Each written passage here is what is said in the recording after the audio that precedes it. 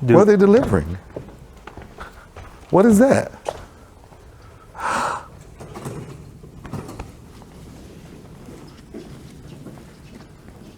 Dr. Walter, on behalf of myself and Piano Movers of Texas, we're gifting you and your kids here a Pearl River baby grand piano.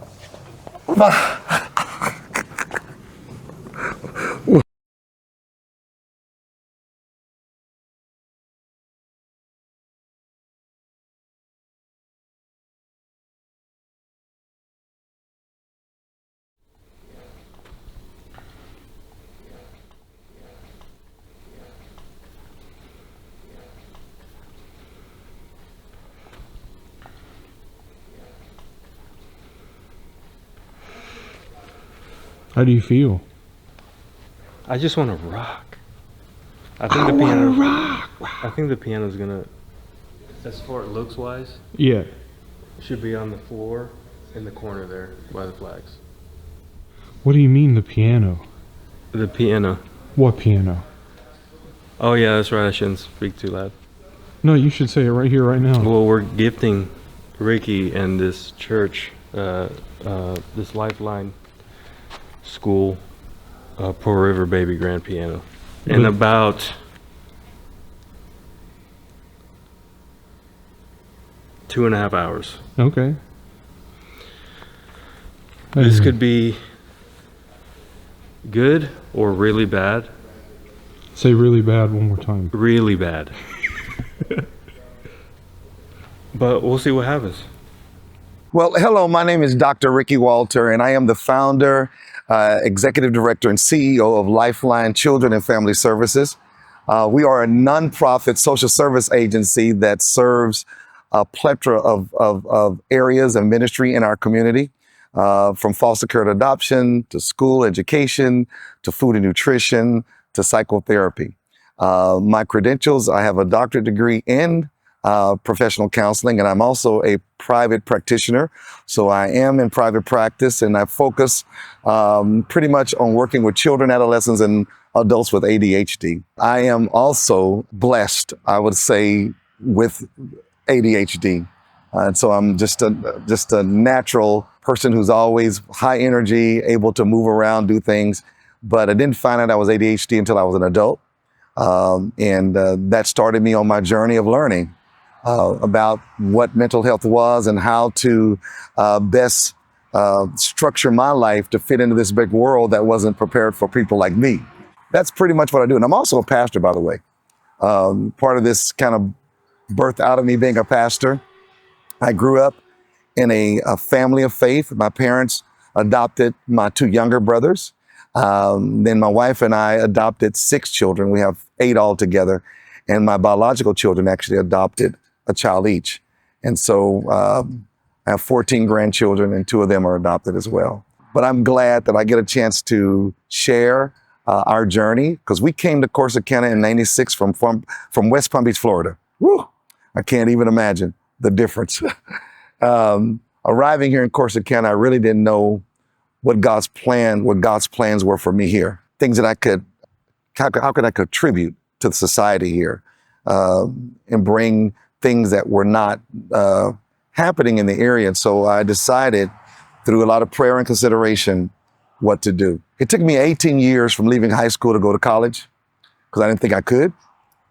And after getting into college and finding I had a special way of learning, that I could use that as a positive in my life, I ended up getting my bachelor's degree in 2000. Got my first master's in 2002. Went back and got another master's in 2014, another master's in 2015, and then I graduated my doctorate degree from Mississippi College in 2019. And so and I always said, if I can do that, I can teach other kids to do it. So opening a school with the intent of working with children who have special areas of need became the part of my life that seemed to be the most rewarding. I was sitting down yesterday working with students on algebra and physical science, and watching them just glean and say, "Oh, I got it." It's just a rewarding thing for me. And so that's what I do every day. And we're just I often say, when I am finished with my life here on this earth, I want to leave nothing on the table. I want to put everything I am, everything I have into what I do, and leave nothing behind.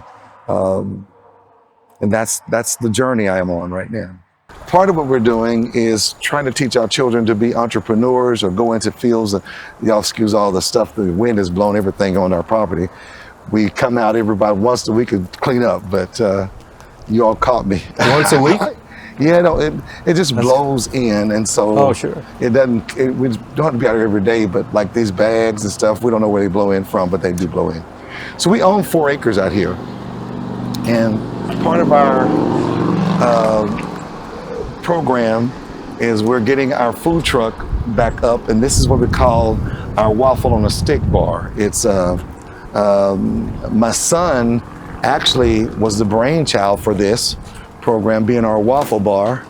And so that's what we do with this truck. He designed this truck on his own, put all the specs to it, and we found somebody in Ecker Heights, Ohio to build it for us. And so that's part of the journey for these students to get out and learn how to market, learn how to deal with customers and customer service and resolve issues and things of that nature. And so all of these LED lights light up at night. It's beautiful to see. And right now we don't have it functional just right now because we're working on getting all the things. We have to train the students. We have to get them certified to serve food and all of that. But we haven't found a good group to just be consistent with it just yet. And so this is part of our duty. We hope to have it up by the summer so that we can get into some of the places where they can serve. So there's a big emphasis on teaching students how to work through situations internally in their mind, but also externally. Like you don't get that in a lot of places. And so that's what we want them to do. We want them to be able to self-regulate, which a lot of these kids have a difficult time regulating, especially ADHD children. Part of their presentation, and many people don't know that, but ADHD, there's another disability that runs sometime parallel to that. It's called DMDD, a disruptive mood dysregulation disorder. So a lot of those children have very, very difficult time with staying calm or overly being provoked easily by just anything, and their moods go real quick. And and they don't really don't have to have a reason or rhyme to it. You just got to know where to. We got 3 sets of twins in this school, and 2 of them being raised by their great grandma. They're removed from their parents by CPS and put with their great grandmother, and she often find it very overwhelming to be her age and have to deal with 2 6-year-olds. Yeah. And when one gets dysregulated, the other one's right behind it. He's just dysregulated. My goal is to tell the kids, I'm just like you. I have some of the same things that you struggle with. I struggle with those things as well. Yeah. I'd never know it. Yeah, well, I do. I struggle with depression. I struggle with all the things that all kids struggle with. We'll get into that later, for sure. 100%. So, I can't wait. For finding ways to overcome and put yourself in the right, frame of mind that, you're well supported. I have a wonderful wife, 40 years, who kind of serves as my governor. If I get in a hurry of something, she kind of slows me down and kind of helps me, process right, and, balance. Just a really good sounding board. So should you do that? Because ADHD, you act off impulses real quick. This is where we have our pre-K 3 and 4 in our school. We have a school called the Molly Sparks Academy. We're going through our accreditation process right now with Christian Schools International and Cognia. And so this is where our kids come, and they're here from 7:15 to 3:15 every day. We have 2 teachers here in pre-K 3 and 4. And we have about 22 of them in this room. It's a lot of kids. And it's just a joy to watch the kids grow. And since there's not a lot of programs available here, there's a long waiting list for the Head Start program that's in our area. So we're kind of meeting a particular need here by allowing students to come here pre-K 3 and 4. This is our office here. We use this as a foster care and adoption and school registrar, and forgive the mess that you see because we work all the time. We work every day. This lady on this screen right here is my birth mother who passed away at 59. Oh, wow. And she's responsible for me being here and doing what I'm doing. She was my biggest supporter. That was the last picture she had taken in October of the year right before she passed away. So this is the only thing I have left of her, and then me. So she knew I had a special gift with ADHD, and even though she didn't know what it was, she wrapped music around me, other things that would help me grow, and so she put me in music when I was 8. And that became the place where if I was feeling down or had issues with feeling, just worthless, music would pull me up. And I learned how to play by ear. That's what I do today. My staff normally work mobile or virtually most of the time, but we do come in the office and work here as well. And so I got case managers and program director and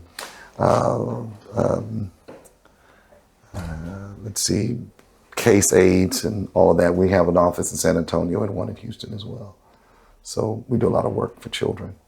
Our biggest niche is working with families, kinship families, who have children who have been removed from their family, moved from family or relative and placed in the family.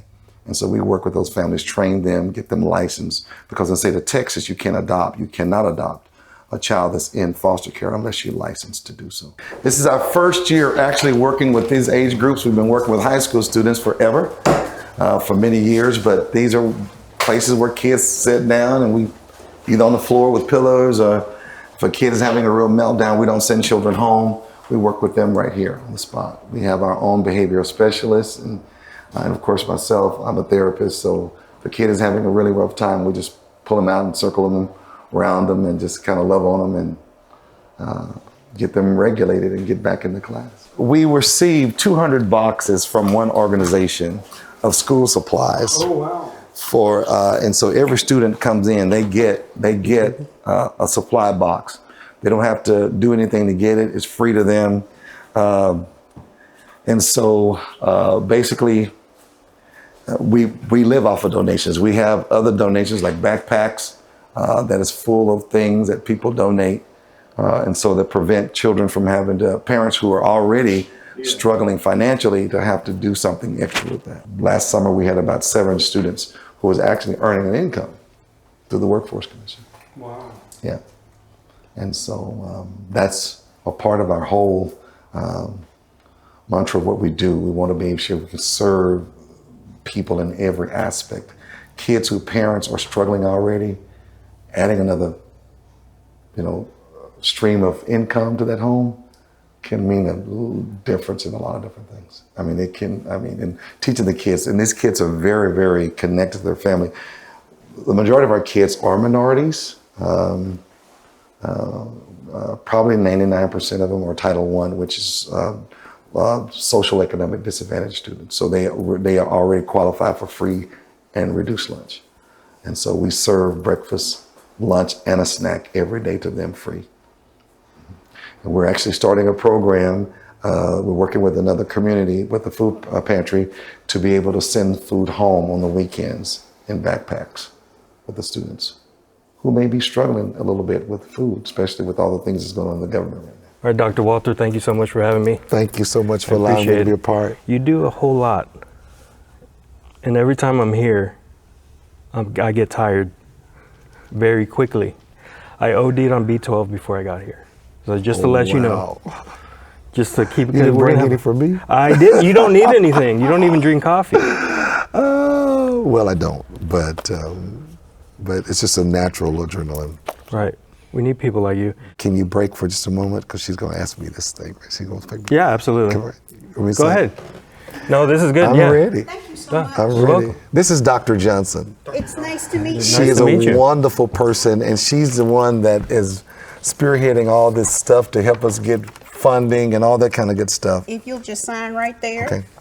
I can put in the date and all of that. It's Okay. right here. Oh, right here. Uh-huh. I don't have my glasses on. I do, but they're trifocals. And then there's just one more.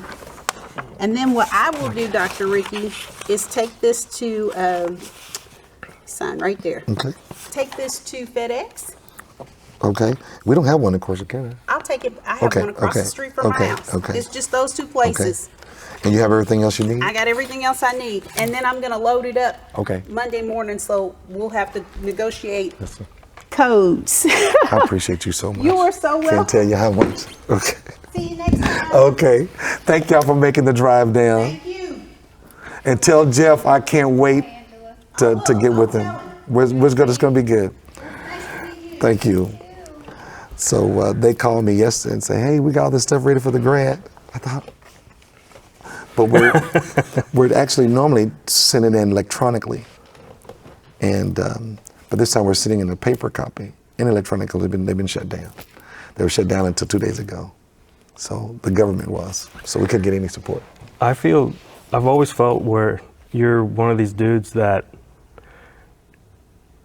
when the people who are in charge can't get it done, you will. Well, I wish that was the case. I am only as good as those people who are around me.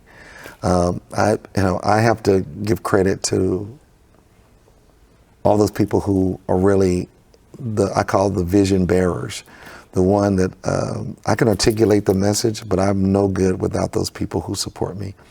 I've got 2 secretaries and I drive them both crazy because they tell me all the time, do not put anything on the schedule without talking to us.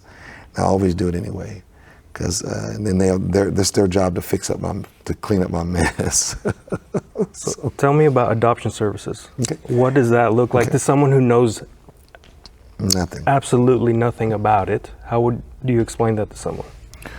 Well, that is the heart of what I do.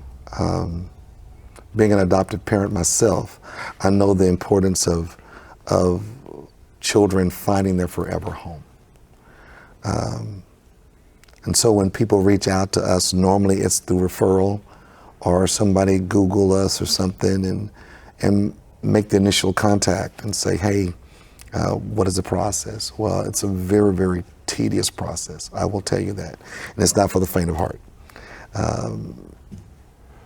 There's background checks and there's training. People are being, very intrusive into your life, your background, your history, your marriage, your education, your family. It's a lot of work. So when people reach out to us, we start that process by application and interviewing them. And it takes about 6 months to get through that whole process. From when they call to when they find a home? When they start to when they get licensed. Explain that. The licensing process, the state requires that parents go through probably 60 hours of training. It's a lot of training. We go through training from dealing with trauma, children being separated from their family of origin, what that looks like. And we can't really set every family up for all the possibilities of what happens when a kid comes, but knowing that children who come to your home have a lot of issues related to separation of family, trauma, and all of that. I don't care if it's a baby. I have a family who's they have a little boy that's 9 months old. He cries all the time. She said he wouldn't let her put him down without crying. But when we go back and trace his history, this kid in his 9 months have had 3 different placements. 3. So it'll take him a while to get settled in. And why does that happen? Well, a number of reasons. When they first removed the child, they put him with a family member who decided they could not take care of him, which then he went to another family member. And that family kind of fell, and then they ended up being in foster care. So when by the time the foster parents got him in his little short life of 9 months, he'd been moved 3 times. So his insecurity is very, very real, because in that part of where we're supposed to be, making a kid feel trust and building that trust relationship, and there's somebody there to meet your needs, he has not had that. Smart little kid, loving kid, but he's just really having a struggle right now, because when he's sleeping, he's reaching for the caregiver. He just can't be by himself, which wears the caregiver down. What other things have you seen that something like that does to a child? Well, we can't tell. I mean, it's over time. I do believe that once you stabilize a child and you can provide them a stable environment, children do catch up. They can settle into that place, and but it doesn't mitigate in any way the trauma and stuff they've experienced. And that takes time. That takes a long time sometimes for kids to heal from that. And they're being re-traumatized because they're really visiting their parents 1 hour a week, 2 hours a week. So they're being taken back to the parents who traumatized them from the beginning, because it's a requirement that they have visitation. And so the older kids, you'll see them struggling more and more with that than the infants. But yeah, they're bonded with people. So parents have a hard time, because when the kid don't want to be, in their arms or be held, then the parent feels a certain way. The bio parents feel a certain way. So it's a lot involved with that. So you feel like you're kind of picking up a mess. I just want that's kids been to left. be able to get back to their family of origin, whatever that looks like. If they can't go back to their parents, they need to go back to an aunt, grandparent, cousin, something, so they don't lose all of their history, all of the things that connect them to these places. I've adopted 6 kids, and I was amazed at when they got a certain age, they really had holes they needed to fill. And I was a part of helping them fill those holes, those places where they did not have understanding of why I'm in foster care. I know I'm different, I don't look like, and like a Walter, but my son came and brought his kids last weekend, his 2 girls, and he is just, I remember the day he started searching for his family, and he wanted to be a part of his family. And for about 2 years, we didn't hear from him. It was very, very hard for us, because we'd raised him, we had loved him, we had brought him through all those places, and just out of the blue, he showed back up, and he'd gone through that, he figured out what his family was about. He said, I don't like that. That's not my norm. So he brought his girls down. They live up 2 hours away, but he wanted to come down, and every once in a while he'd come down and just visit. He's very close to my biological son, though. They're very, very close. They talk a lot. To someone wanting to adopt a child, I mean, we all want to do good things, right? We all go into something, think, I'm going to help, I'm going to do all this stuff. And like you said earlier, what have I done? What have I got myself into? Right. What would you tell parents or people that want to be parents or adopt? What does it take? It takes a lot. It takes a person who is very unselfish, realizing that you're going to have to share that child with all of his past experiences and whatever the future is going to look like. Matter of fact, I was talking to a medical doctor who adopted 2 boys, and he said to me, he's 19 and I'm in court with him. I said, I am so glad to hear that. He looked at me strange. I said, because most of the time they don't have anybody with them. They're by themselves.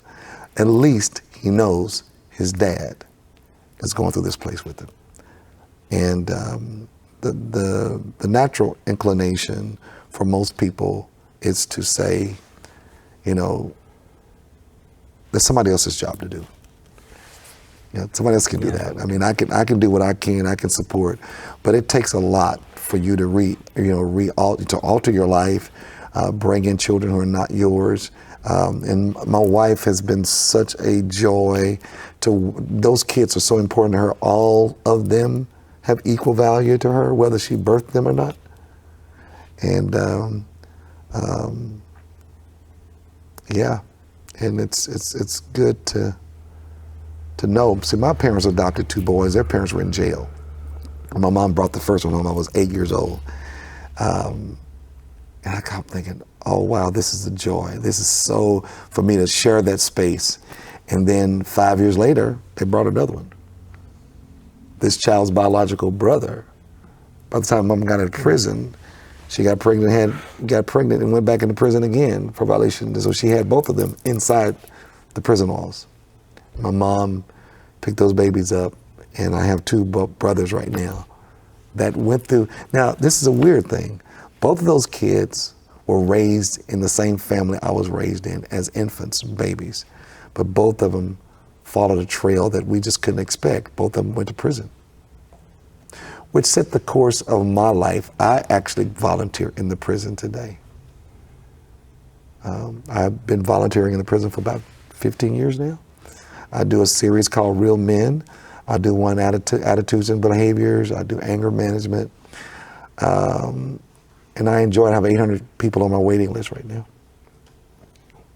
What? 800 guys on my waiting list to attend my classes. Wow. So. And you're not allowed to say which prison that is? Oh yeah, I'm in Cofield. I go to Cofield, which is the largest prison in the system. It's 4,800 inmates. But I do a Tuesday night class and break them up into 4 different classes and try not to do more than 20 in each class. I tell the wardens all the time, the more people I have, the more difficult it is to get everybody engaged. And so I try to keep the classes about 20. And I do 4 classes on a Tuesday. Do you ever feel whenever you're helping these kids, and I've seen you help these kids, I got teared up the other time I was here. The last time I was here, I don't know if you remember, this little girl's crying. She's like, what, 3 or 4 or something like that. She's just crying. Of course, from my background, my instincts, how I was raised, you can imagine what I was told. Mm-hmm. You did the complete opposite, and you got better results. Mm. You went over there, and you hugged her. Mm-hmm. Calm down. That's what she needed at the moment. Down. And there was no punishment. You got her, and she came out of the classroom. You hugged her and you calmed her down, and then you got her involved with the other kids that were out there, mm-hmm. just studying, yeah. And oh, look at the fish and stuff mm-hmm. like that. Mm-hmm. And she was fine. Mm-hmm. And yeah. You could have been, hey, shut up, be quiet. Mm-hmm. You know, all the things that happen behind closed doors, but you didn't. Yeah. Did you learn that because I don't know what kind of upbringing you had, but did you learn that as you were doing the I was disciplined a lot. In our family growing up, anybody could discipline you, and that meant spanking. So because I was ADHD, nobody really understood that. I got a lot of severe punishment. And I always felt that people could raise children without physical and corporal punishment, and I raised 8 without it. But what I realized that when a kid is crying, they're trying to tell me something. They may not be able to articulate it in words, but you can pick up on language and body language. And right then in that moment, what she needed was empathy. I'm hurting. I'm upset about something. She didn't need anybody to pounce. And she just understanding at the moment. And so I feel like that's a part of what I do. I believe that this world needs more love. And I got to tell you this. I was doing a class at Cofield. This was several years ago. And a guy kept coming to me and saying, pray for my nephews. And I kept saying, I will. And every Tuesday night, he would come to me and say more. And I knew these kids' history because I found out that I was doing therapy with them. So I was seeing their uncle in prison. I couldn't tell them that I knew those boys. Mm. And I couldn't tell the boys, I know your uncle. But every body, every male in that family was incarcerated. So these kids had nothing to look for as a role model. I remember the youngest one, he would run away and they would call me and I wouldn't go chase him. I would just let him run. And then when he get through running, I said, come on, get in the car ride. Let's get something to drink. I know you're tired. You can look like you're tired. Let's go get something. He would get in the car. We'd ride down and get something from Brahms. And he'd come back and say, what do you do? I said, nothing. I just say, come on, let's go get in the car. I mean, I'm not chasing him. Get in his car. And he felt so comfortable with me. And I realized at that time, we have really, and these are male children. You know, everybody says, you can't cry. And I've started realizing that the kids respond to love. They respond to love. If you can just love them, they'll respond. Maybe not right away, but they'll respond. But there's a misconception maybe, and I believed it too. I'm starting to, when meeting people like you helps, where it's starting to erode at what I thought was true. The tougher you are on a kid, the better they're going to be, and the more, you know, the less hugs, the less I love yous and stuff is going to make them better. But that's not necessarily, I don't know, I'm starting to believe that you can't love a kid enough. Can't. I tell them all kids should be spoiled. I just believe that. I don't believe that terminology really fits. Kids need love, security, acceptance. You know, you build that in children.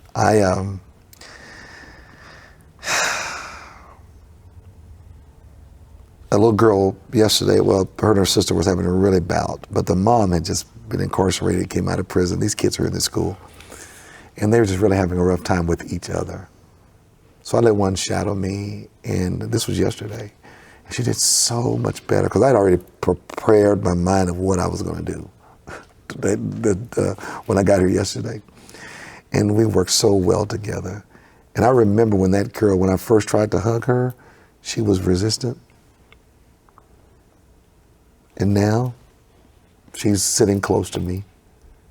She's cooperating with me. And it's just giving them the attention they need. It's just, there's no wrong, there's no right or wrong way to do that. Just do it. By doing that, you change for their future, you change their friends, you change the kind of job they have, you change all the people that they're able to filter out the not so good people, because they're out there, of course. So by doing that for the little ones, I mean, you're never too old for that, Right. but you're giving them a filter. You're saying, this is what you should accept, and no less than this. Like, this is what it is. This is, you don't, all that verbal abuse, all that physical abuse, sexual abuse, that's not okay. I'm going to show you a different way to do it. I have kids who come here reeking of marijuana every time they walk in this school. It's in their clothes. Yeah. That's the parents. Yeah. Yeah. I mean, we can't.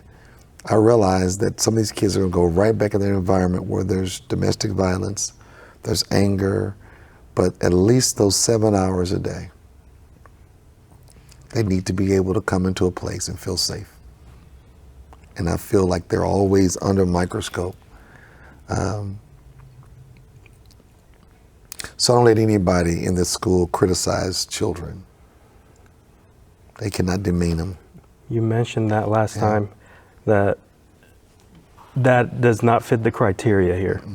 An educator doing something like that, raising their voice or anything beyond that is not acceptable. How come? And Well, why is that not a good thing to do to a child? well, What does because that do to children them? are already, it's difficult for a kid. See, children's brains are still developing, okay? And they're having to take in a lot. They're taking in, like the parents are working, they can't help with homework.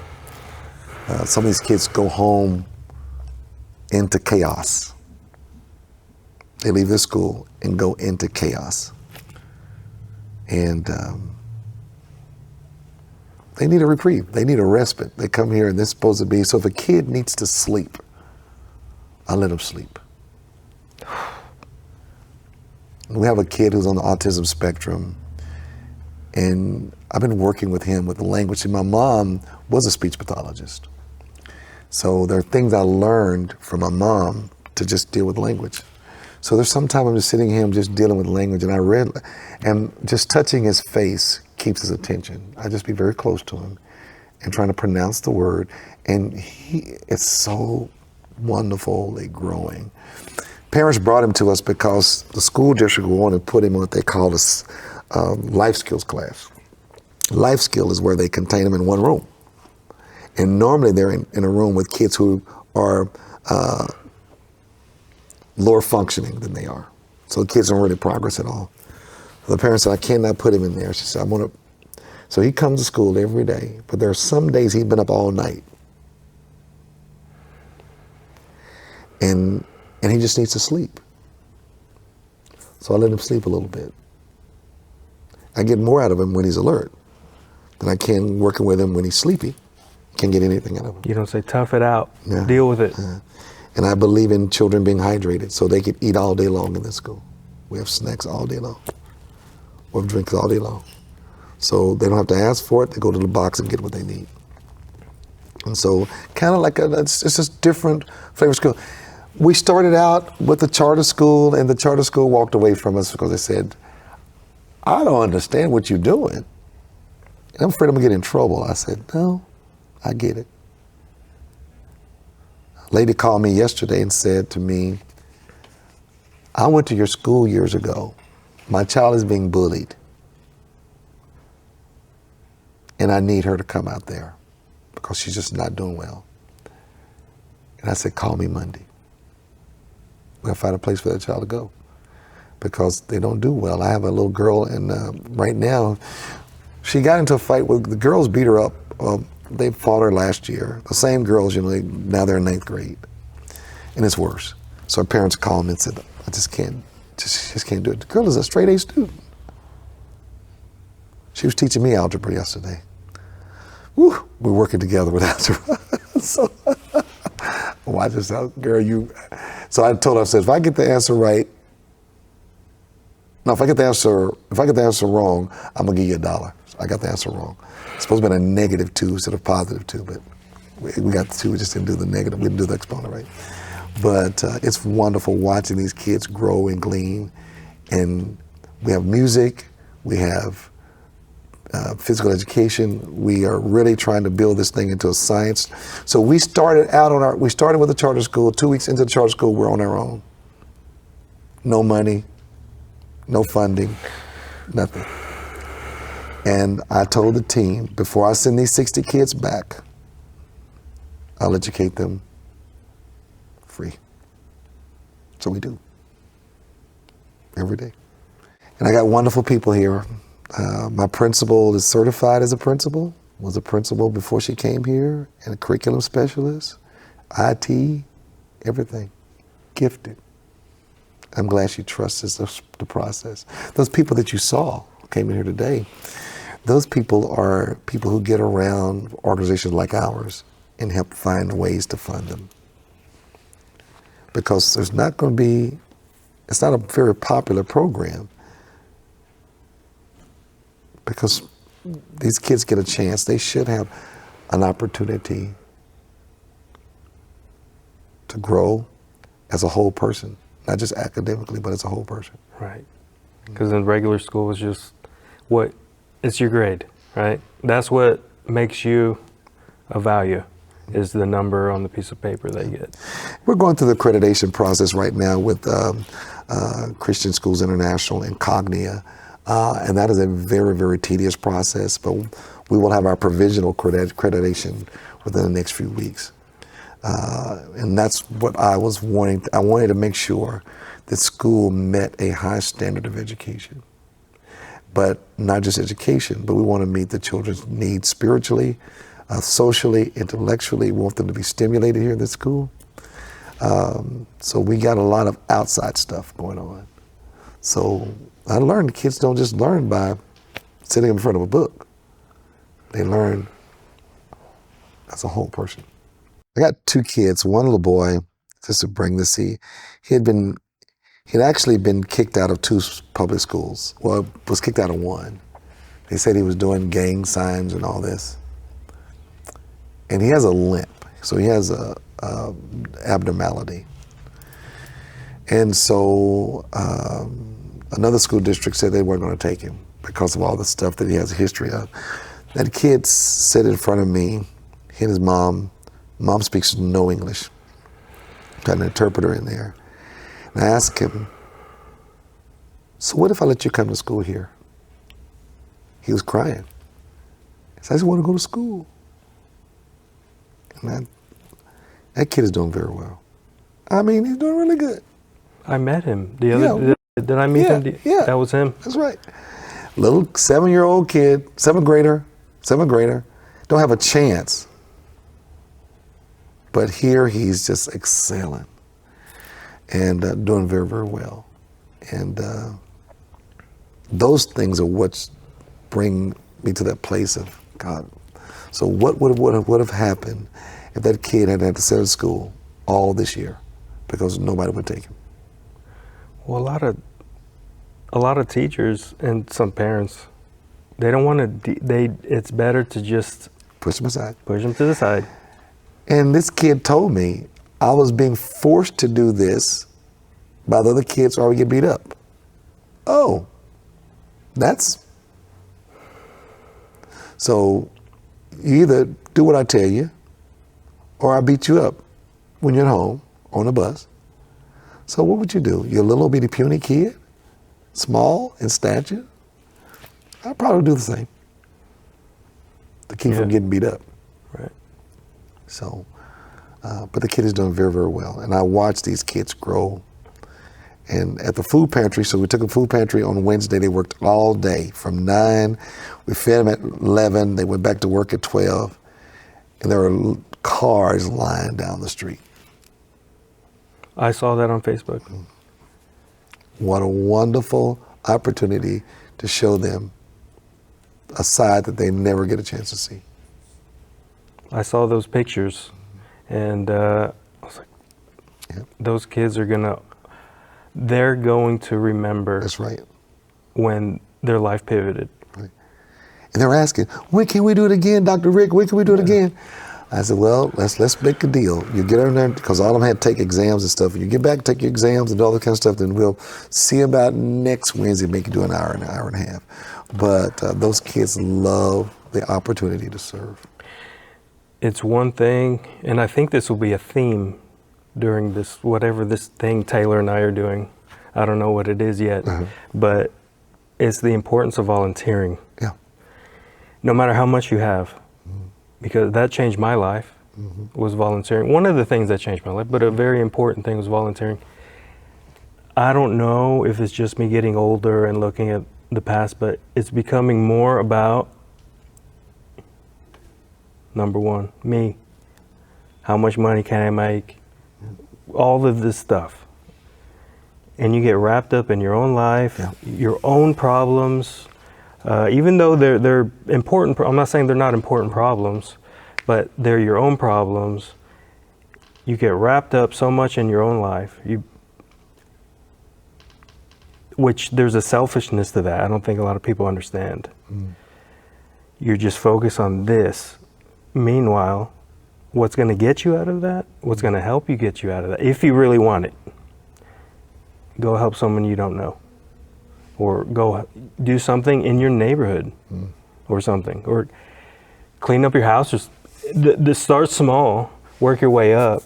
But I think it's so important that, because depression and anxiety, all that stuff, and I don't know if we're ever, that'll always be there. I think the dam has broke, and we're just kind of doing what we can. But what we can do is help other people. I've been doing, I don't really get paid to be a therapist. I do most of my stuff is pro bono. I don't know how I got into that. But But one of the most important aspects of what I do is try to help people find their place in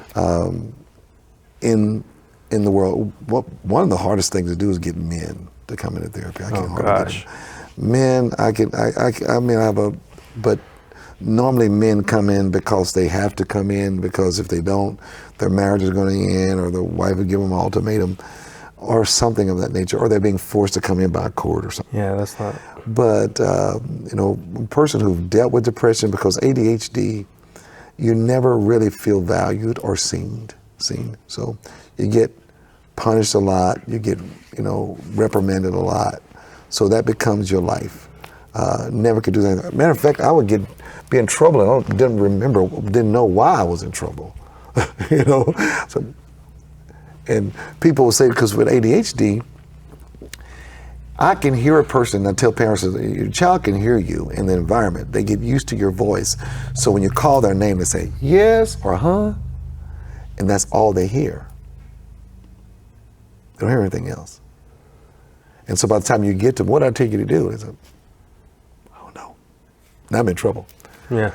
Because I don't remember what you said, because I didn't hear what you said. I heard your voice and I responded to it.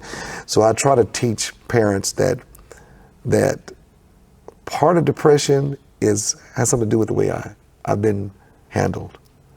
I can't go back and fix my past, but if I could go back and change things, I would want to change it, starting with my father, who grew up as a sharecropper, and he was the first of his siblings of 10 to go to graduate from high school, go to college, to excel, but he didn't know how to love us. He was there, but he didn't know how to love us without it having to be with discipline, you know. We made a lot of mistakes as kids, but there were no room for mistakes as it relates to him, because he grew up in an era where segregated, you know, things were hard. So he wanted the best for us, but we couldn't fail. You couldn't come home with a C. You couldn't come home. I couldn't make more than a C. I came home with a C. I came home with a D's. All the time. D's, the whole alphabet. A, B, C, and D, I never came home with. Everything else I did. I was pretty good at that. So I grew up afraid of him. Yeah. Scared to death, because you had to excel, you had to succeed very much. So we grew up not knowing how to love. And I wanted my sons to know the touch of a father without it being harsh and hard. So my sons talk to me every day. It's amazing, because when they come in the room, my wife says, I don't know what it is about you, but they'll bypass her and come sit on my lap or kiss me and play with me and all this. What is it about these boys? I always wanted them to feel what I didn't get a chance to feel. It's usually the opposite. They go to mom. They do. Right. And they'll talk to their mom about stuff, but they call, my sons talk to me probably pretty much every day. If it's just about something that they need advice on, or just checking on me. My daughters do too, but there's something about those boys, to watch them become fathers, husbands, well accomplished, and, you know, and doing things in their lives is just amazing. I've never had to go get them out of jail, never had to do anything like that. And to watch them. My oldest is 39 this year. Can't believe it. So that, calling your dad every day, your dad, it's easier for me to call mom, right? Yeah. I think that's most of the cases Yeah. in the world, maybe, at least here. I want to call my dad more, but we're both kind of just, we love, I know he loves me, I think. Yeah, we do. I'm pretty sure, because he's shown me his actions, right? Mm-hmm. But as far as calling him and saying, how are you? Yeah. I can fix a piano. I can't call my father for 10 seconds and say, how are you? And I can't even, he's not even here, I can't even say the L word, right? Because it's just something, Can't do it. I can't do it, you know? But at the same time, I've been so blessed to have the father that I've had. What can I do? I mean, we go on trips and stuff, and we spend time together, but what can I do to get closer that way? Because it's really, really tough. And I don't want to put that pressure on him, because he has his own life. He's who he is. I'm not going to ask him to do anything. What can I do to get closer to Pops? Well, you know, He's not ever going to watch this anyway. well, I don't know, but for my dad, I just try my best to stay connected to him. I call him, I go see him, and oops, that's my wife calling. Is that your dad? No. No, Dorothy? no. But it is very hard because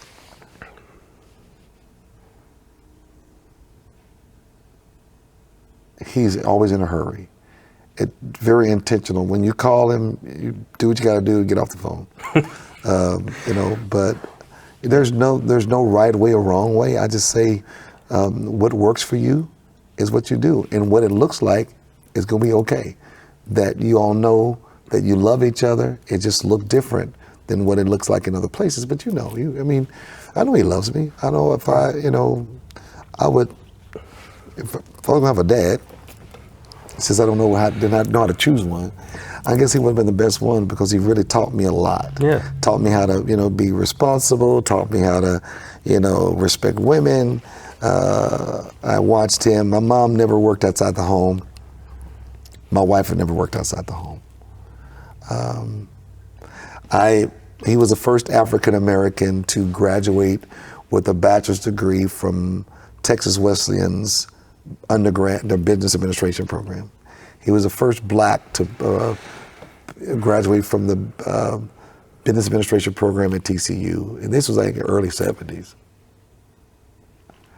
So he set a very, very serious course that you got to, and he always said, you'll go beyond me. So, Oh, wow. yeah, and so I remember watching the graduation at TCU, and I saw those little people with those funny little hats on and those funny little robes on. I'll never and know I that. said one day, I want to do that. One of these, I want to be that. And lo and behold, over time, my mom was my rock. I have another woman named Molly Sparks.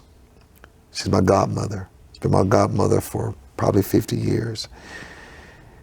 She knew I had a learning difference, but she always pushed me and said, you can do this. I'll never forget sitting beside her, and we would go through every line on a written document that I'd written. She would say, no, that's not correct. You need to change that. That's a fractured, that's a she would just tell me, you can fix it.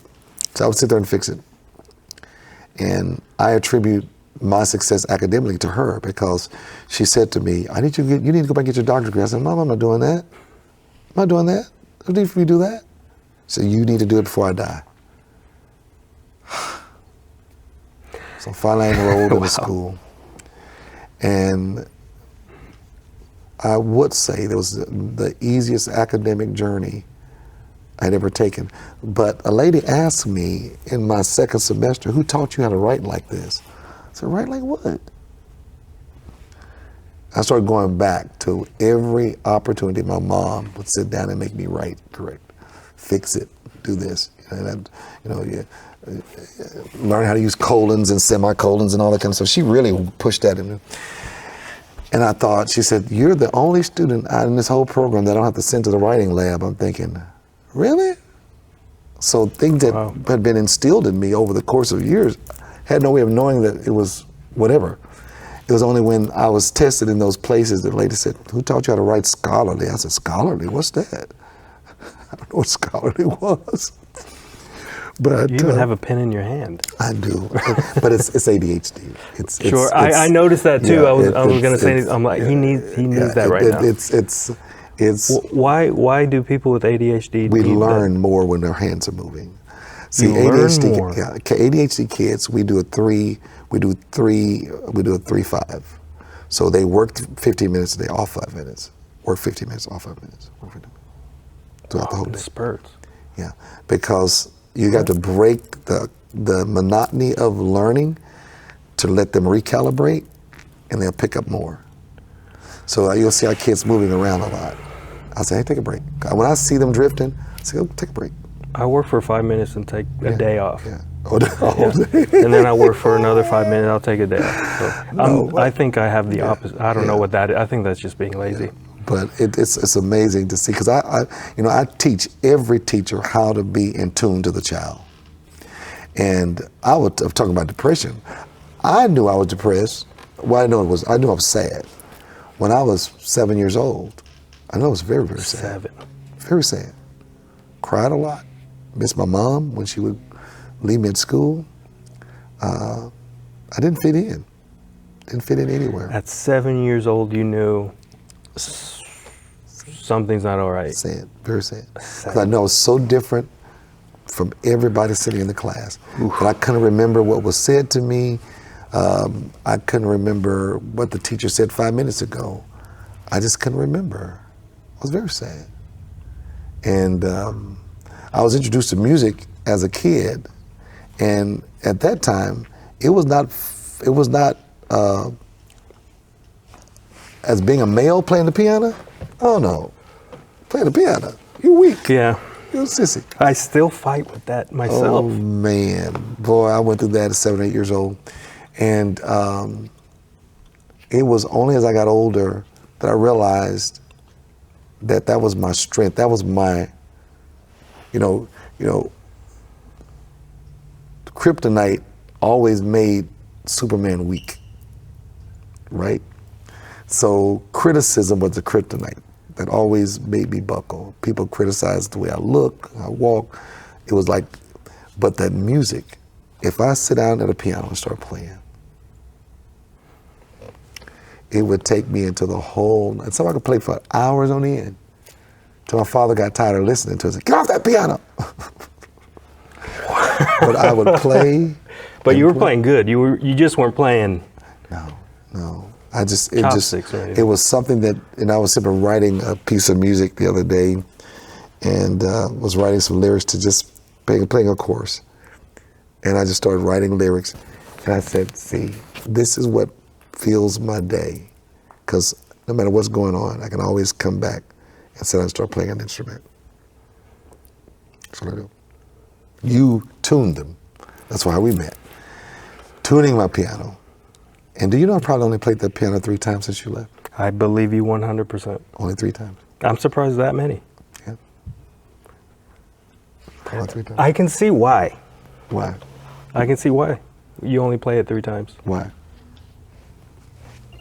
Dorothy, Oops. FaceTime video. Come on in. Hey, you need me? No, sir. Oh, you with them? Okay. Well, you go Wanna right bring in. it in here? Yeah. It's my wife calling me. Say, what? Hey, Jackson. Didn't even notice him. Oh, I saw a Looks big like he's a truck come witness in. protection program. I saw a big truck come in. They had a big truck. Yeah. Oh, I think. Yeah. So this is who I am. I mean, I'm literally a walking testament of what God can do in a person like me. Because I remember when I wanted to take my life when I was about, Oh, we'll get it. okay, Yeah. okay, Well, you take care of that okay. phone call. I've been on medication for probably 35 years. And I have made a decision. See, because the medication does 2 things. Many people don't realize it. It's not just about, go ahead, I'm sorry. I think they're bringing it through. You got a delivery, it looks like. For me? Yeah. Of what? I don't know. You said you pulled a truck? Pulled up? But I'm delivering what? I don't know. Do I need to go out there? I ain't ordered anything. I don't know. They were talking to you? What are they delivering? What is that?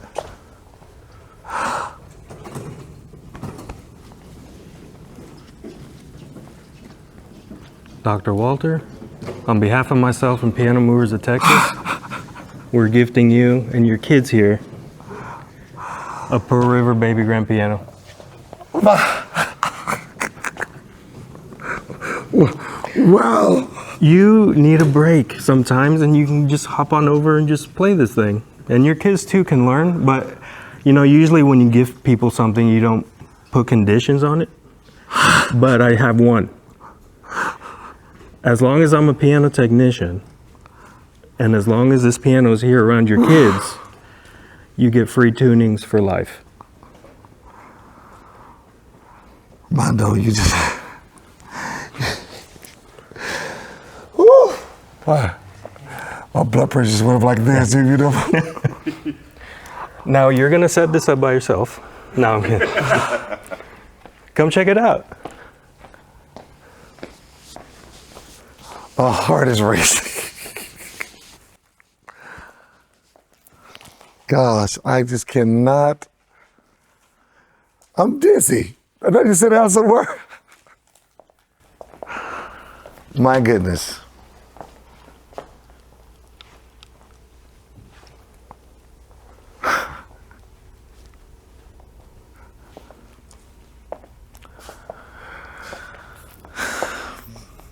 What do I say? How do I say anything? Wow. You know, you saved my life again. Look at you. Saved my life again, man.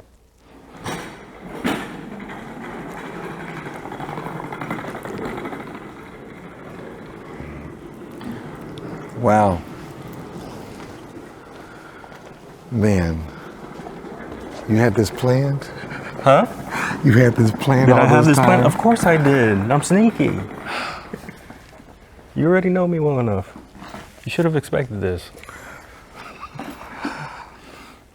Yeah. It's gonna sound good. Wow. Wow. Nobody ever done this for me. Like, nobody's ever done anything like this. It's all good. You deserve it. I don't even use that word deserve, but you deserve this one.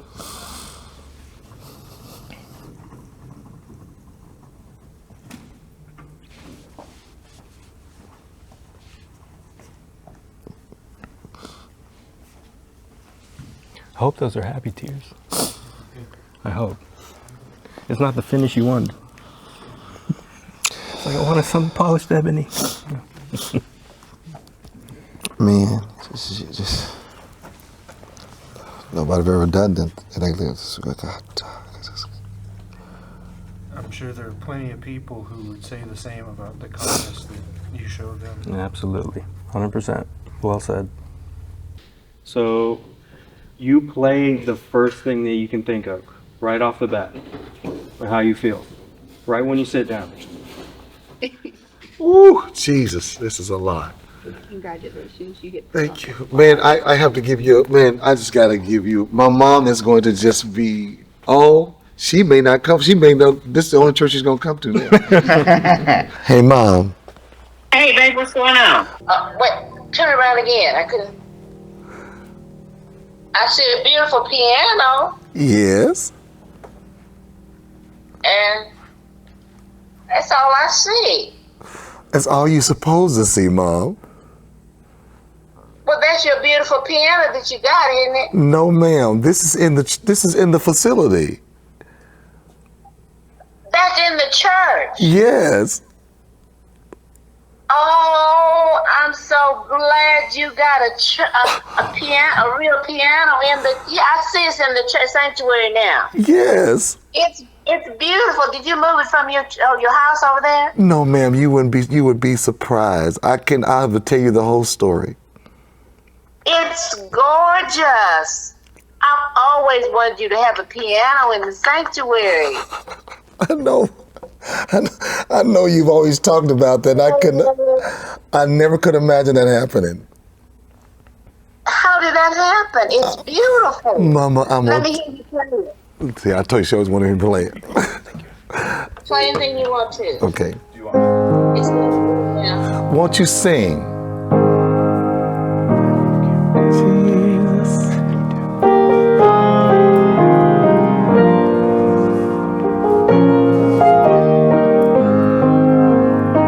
Are you using the sustain pedal? Yes, ma'am.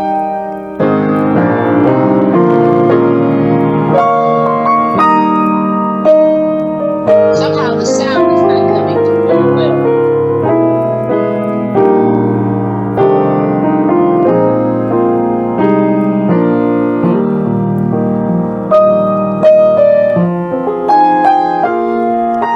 Jesus, you're the center of my joy.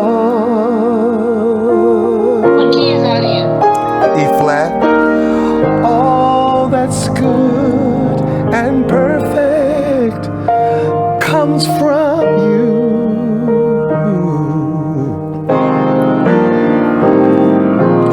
You're the heart of my D flat. contentment. Ricky, Yes, ma'am. modulate to D flat. Modulate the D flat. D flat, like dog. Okay.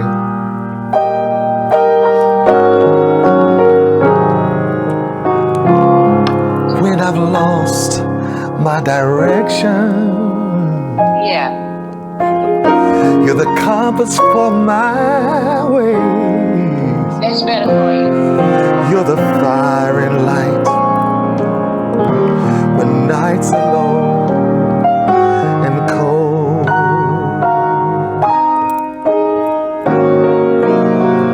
In sadness, you are the laughter that shadows all my fears. When I'm all alone, your hand is there to hold.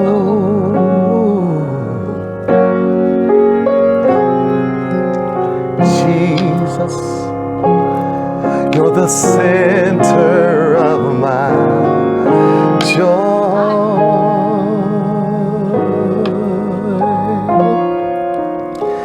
All that's good and perfect comes from You. you. I don't know why I can't see you.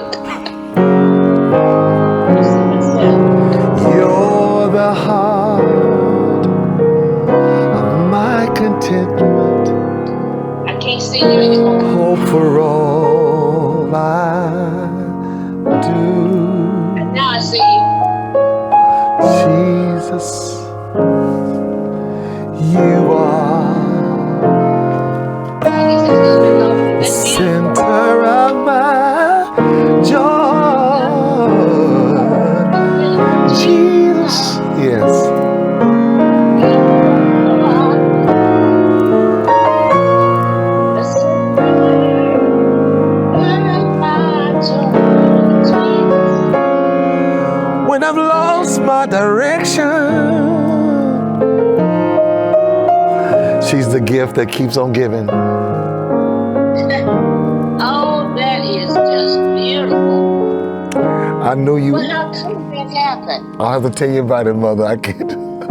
It'll take too long for me to tell you today. It sounds like a blessing from the Lord. You know it is. It sounds like a blessing from the Lord. Look at God. What a blessing, Lord. What a God. What a God. Mama, What a we both cry babies, so I just know. I said, my mama's gonna cry. yeah. What a gift. What a gift. Oh Lord, I'll have to. telling you. I'll explain it to you later on today. I promise. Okay. I love you, Mama. Love you too, baby. I love you. Bye bye. So happy. So happy for you and thankful for God. Okay. Bye, Mother. For Jesus. See, I'm telling you, Okay, bye-bye. she's a big crybaby. Don't put her. This. I cannot believe this. We have more to talk about. Yeah, we do. Let's save that. Wow. We're gonna sit right here and talk. We can for a little bit, yeah. Let's talk. Absolutely. Let me shine this thing up a Wow. little bit. This is so. Yeah, I gotta understand. Right now. My mom is 85, but she's always wanted me to have a piano in the church. Like I said, Mom, why we get a piano in the church? And now you see she's crying. It's oh God. She just. I don't know. I don't know if y'all know how much God used y'all today to bring healing. What do you think? I love it. I don't know what to say. I mean, I'm just seriously lost for words. This is a gift, more than just a gift. It's a connection to life for me and so many others. Yeah. The importance of music in a place like this, well, for me anyway, that's one of the reasons why I wanted to do this, was because, you know, I visited this last time. I was scoping out the area. Oh, I didn't know that. Yeah, I was scoping out. I wanted to see you again, but I was scoping out the area. But I wonder if the stage could. Remember, I asked you, Yeah. would you rather have the piano here or at the other? Yeah, but I didn't connect the two. Yeah, well, I mean, I just how thought it was could- just a generic conversation. yeah, exactly. How could you? I'm the king of generic conversations. So, what's the importance of having an instrument like this? Well, you would be Here. very, very amazed at how people listens to sound and how sound really draw people in, especially when people are hurting. Music has a universal language for folks. I mean, it has a way of transcending culture, all the type of barriers. It don't really matter the genre of the music. It's just people love sound. Children are drawn to sound. You know, it's amazing how when you start playing an instrument, kids will look up and perk up and say, "Where's that sound coming from?" It's a very unique sound, especially a piano, which it's a harp basically that makes sounds, and you won't find anything else to mirror that. Even if it's a keyboard that plays a piano, it's not the same. It's nothing like a bona fide piano that just has all the mechanisms. It's a real acoustic Yes. piano. There's nothing like it yet. Yeah, and it used to save my life. Like I said, I could play for hours, especially if I was going through something and feeling depressed and feeling down. Music was just a way of escape. I could actually be in music and say, And it didn't matter the genre. I mean, sometimes it was classical music. Sometimes it was just, you know, just any type of music. Music is a wonderful place to save lives. Music is a wonderful place To save to lives. save lives. A good place for people to land. It's not just a good place to meditate and all that stuff. It's a place to save life. Music saved my life. My rough patch was from probably 10 to 29. Okay. Not to say it wasn't bad before or after, but that was when it really was like, oh gosh, you're just holding onto a buoy in the middle of the ocean, right? You need something to grab onto. Yes. I know from the ages of 10 to 34, there's a lot of suicides in that age group. A lot. From 10 years old, that breaks my heart just saying that. 10.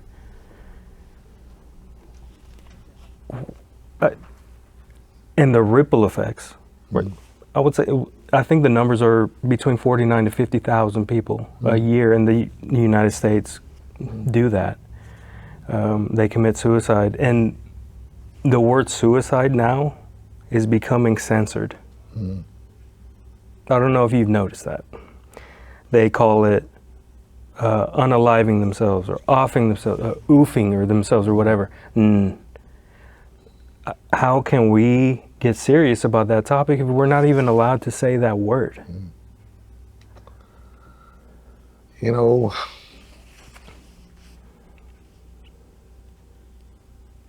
I received a call from the hospital administrator about 2 months ago, and they were telling me about a kid in the community who had committed suicide. I said, we got to do something about this. And they said, we want you to come and meet with us. And I said, so I go and meet with them. See, because suicide is a permanent escape. And people can be in that great of a pain where nothing else seems to make any sense. Zero. So escaping permanently is to reassure I don't experience this pain again. And so the method in which people are using don't really make, it's the fact that in this community, probably 3 or 4 months ago, we had probably a suicide a week for a while. If it wasn't a kid, it was an adult. And I know what it's like to be that close, because I can remember life was so bad for me that I went to bed with a gun on my chest. It was literally trying to figure a way to be strong enough, or to be to do it. And my wife asked me one time, I said, why do you have that gun out of the drawer? I said, I just wanted to make sure but I was really contemplating. And I started thinking about all the people that I would hurt. You're why? Because you weren't a kid. No. I was actually hoping that she would go to the restroom. And when she would go to the restroom, I would make that decision at that time. I didn't want her to see me do that. But life was that miserable for me. And I was serving, I was helping, I was doing everything I could for everybody else, but I wasn't me, myself. I was going deeper and deeper into this hole that I couldn't get out of. And I had the reminder, I don't want to go back to what it used to be. I don't want to go back to that. So how do I fix it so I don't go back to that? But I remember being strong enough that night to say to myself, you're going to cheat yourself out of life. You'll cheat yourself out of doing more.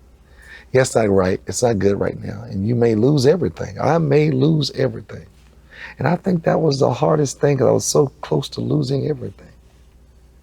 But my wife was she's always this person who has a attitude of, man, she reminds me all the time that I'm brilliant, I don't know how. But she says, you are the smartest man. I'm like, girl, please. I think they're trying to make me feel good. But I literally do not talk a lot to everybody. I don't have a lot of friends. You don't talk a lot to everybody? How? Okay. Yeah. When I'm out, I do work. When I get home, I melt into a particular place of solitude, just me. Sometimes I'll watch things that's funny. I love to watch things that bring laughter to me. But the reality is, how do I push beyond the things that I'm faced with today? Yeah, we can be fooled very easily, because everyone in this room, everyone that you know, would be like, not him. Yeah. There's no way he's feeling that. There's no way. He's, what? He's smiling. He's always happy. I called you the other day. I said, how are you? He said, if I say I'm tired, then that's what I'll be. That's what I'll be. And I knew exactly. I'm sitting in Dallas traffic. Yeah. And I'm like, I understand that completely. So if I say whatever I am in the moment, that's what life becomes for me. So I have to always, as a person who have a history of depression, living with depression, because it's a disorder that people don't seem to think really exists, or you can fight your way out of it. Yeah. I mean, and it's almost like this place that it's like it's what we call the endorphins. There's very little that brings reward to a person who's depressed. So I find myself needing, the best thing I can do is to get out of my head about me and to live a life of purpose by helping other people. It doesn't mean you're going to cure it. No, you live with it. You live with it, and I'm really big on tools. Mm-hmm. And literal and figurative. Figurative? Figuratively. Figurative? Well, it's a word now, whatever. That's a new word. That's a good word. Figurative and literal tools. How to get, you're not going to use the same size screwdriver. That's right. That's why I got a bunch with me, because I need it for certain things. One's not going to do it all. Same thing with what you encounter in the real world. Yeah. What are you going to do when something tragic happens? You don't have the tools for that. And what happens is some people get through it, cool. And some people, it destroys them for good. One of the things I hear people say, and I cringe every time I hear people say it. When we're talking about depression, I'll say something like, "Oh, I've never been like that. I've never been depressed." I'm thinking, well, that's good. I wish I could actually experience that in life sometime. But the reality is that I'm 62 now. I've lived to be 62 years old, and I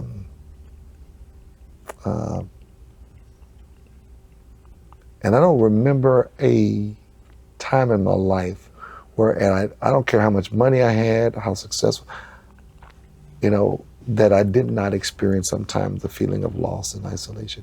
So I started talking about the 12 steps to healing, 12 steps to walk out of depression. I started it last week. The first thing I told them was that you have to be willing to talk to yourself. People say, don't talk to yourself. I am willing to talk to myself. Talk myself off the ledge, talk myself into doing what I need to do, and being a sounding board, talk to myself. So willing to hear it outside of your head. Hearing it outside of your head make you think. You have to begin to contemplate things. As long as it's in your head, but when I start saying it, I'm hearing myself talk about it.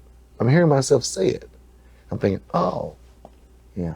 And when you do it over and over again, you learn you build that muscle of, I've been through this before. Yeah. Know what it's like. Yeah, I know what it's like. I've been here before. Know what I'm headed there. Exactly. First thing I do is start, really getting comfortable with isolation. I don't have a lot of, I literally do not talk on the phone unless it's about something that has to do with business.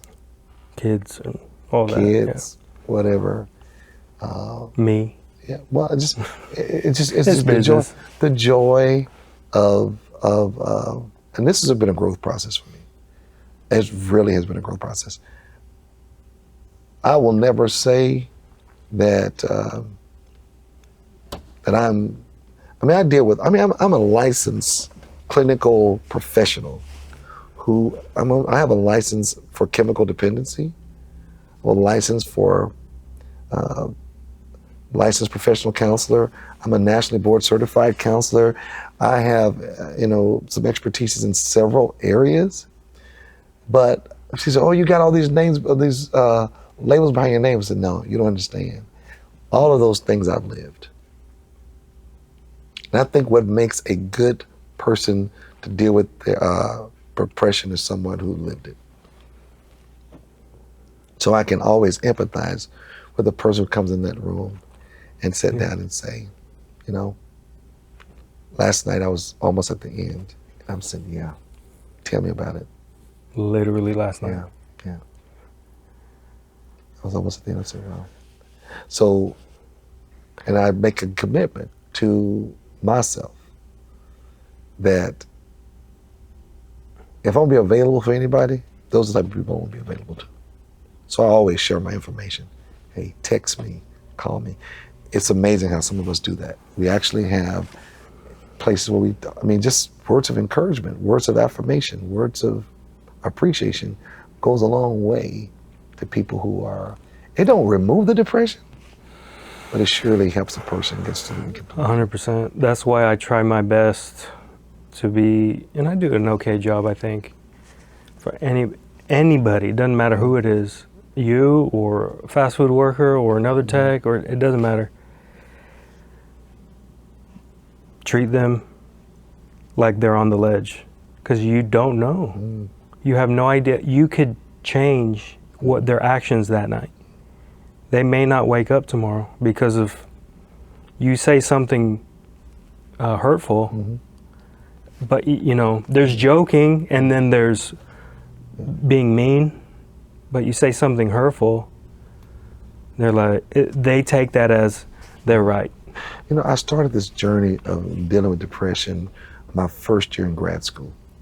The professor, the class I took, insisted that everybody in the class had to go to therapy. I thought, I'm not doing that. Yeah. I am not going to do that. But it was part of my grade. Why did you say you didn't? I'm not doing that. Why? I was just out of the fear of facing all the things that therapy would probably bring out. Gotcha. I said, I don't want to do that. I'm not doing that. But I went ahead and I found a therapist who did drama therapy. And she was 2.5 hours away from where I lived. I wanted to get that far away so nobody ever knew I was in therapy. Wow. See, being a person in the community, being a father, being a husband, being all these people rely on, you surely don't want anybody to know that you're struggling with that. It's embarrassing. Yeah, so I found this lady and I went the first time and I thought, this is good. Got to just talk about my dad and all of that. About 15 minutes into the session, I thought, this is not so bad. I stayed in therapy even after the semester ended. If it hadn't been such a long way to drive, because it was really, 2.5 hours up there, then you're in a 55-minute session, 2.5 hours back, it takes a whole day. But I started taking some of the tools I learned there and began to implement those in my life.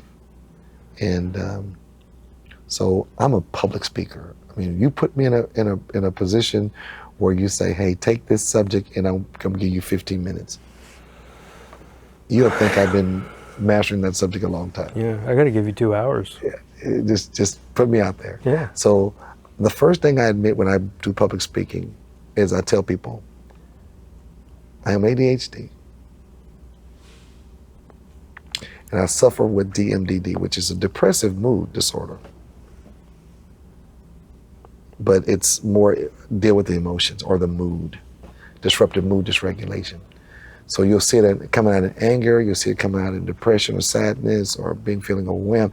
You'll see it and it'll go like this. And then nothing has to happen. And so when I realized that's what I was dealing with, I began to say, okay, what do I do?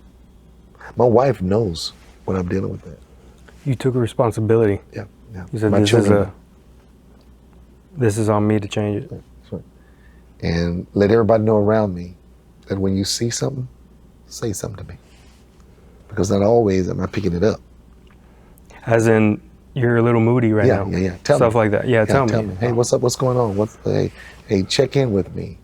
My wife is really good about that, I deal with that a lot. I'm getting better and better and better at this. Mm-hmm. But I know my family, relationships, I've struggled with that because I get in these moods where in my mind, I love you, I'm good with you, I don't have a problem with you. But you forget what it looks like and how you make other people feel by being in a bad mood or throwing a tantrum, being angry, because it's not against really anybody. That's just, you think you just hurt, if I'm hurting anyone, it's hurting me. You're hurting everybody. Your coworkers, your friends, girlfriend, boy, everybody. You're hurting everyone, and that's something I'm like, oh gosh. I'm never gonna be 100%. I gotta let out steam somewhere. What is 100%? I don't know. It's just one of those things because we all want to be perfect, right? I do, because if I'm perfect, that means you'll love me 100%. You won't leave me and all, but that doesn't matter. I don't think. And then especially the holiday season. The holiday season coming around. Yeah, it's tough.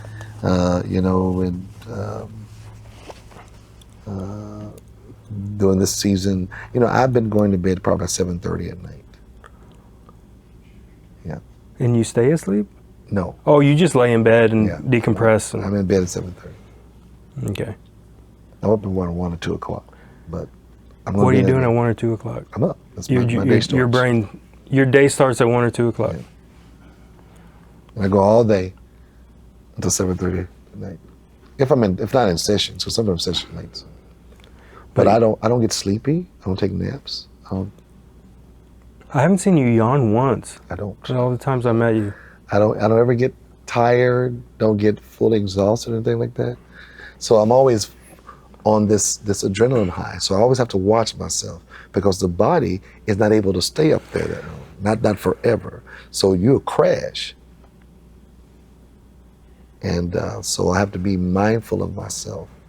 You crash and everyone around you is gonna pay a price. I don't know That's what crashing is because before I, I'm gonna fight my way. I'm gonna make sure I don't crash, so nobody around me crashes.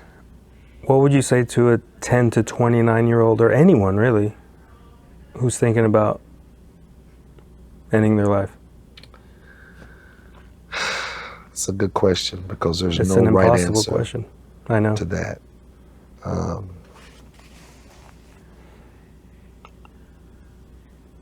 One of the parents came to me the other day. We have a kid in school, and she says, "My daughter told me she was having dark thoughts."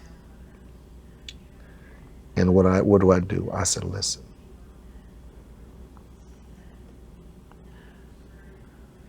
Even she talking about that?" I said, "Yeah, just listen."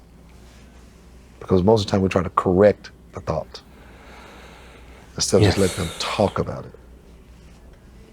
And as they're talking about it and they're no longer in their head, they're looking at your behavior, they're looking at what's going on with you, they're looking at how you're taking that in, and then that brings about the sense of, I don't want to hurt my mom.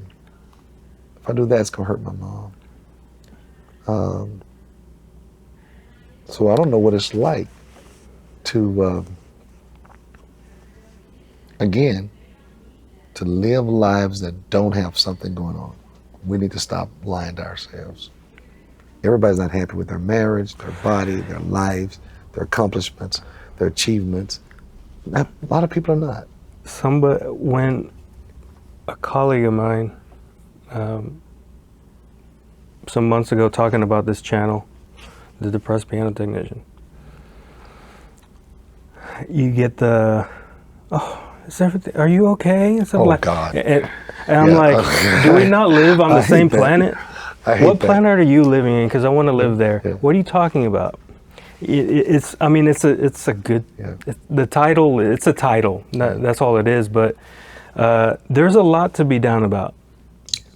I've shared my story with some church folk probably 2 or 3 weeks ago, and everybody was coming up and hugging me and loving me as if I was in that place right now. I said, I don't think they get it. I'm sharing my journey and my story. But the amazing thing is several people came to me after that and said, "You just saved my life." I said, "Huh? Yeah, you just saved my life, because who would have thought that you would be dealing with that?" You smile all the time. You're always well polished. Your language, your presentation, your music, whatever.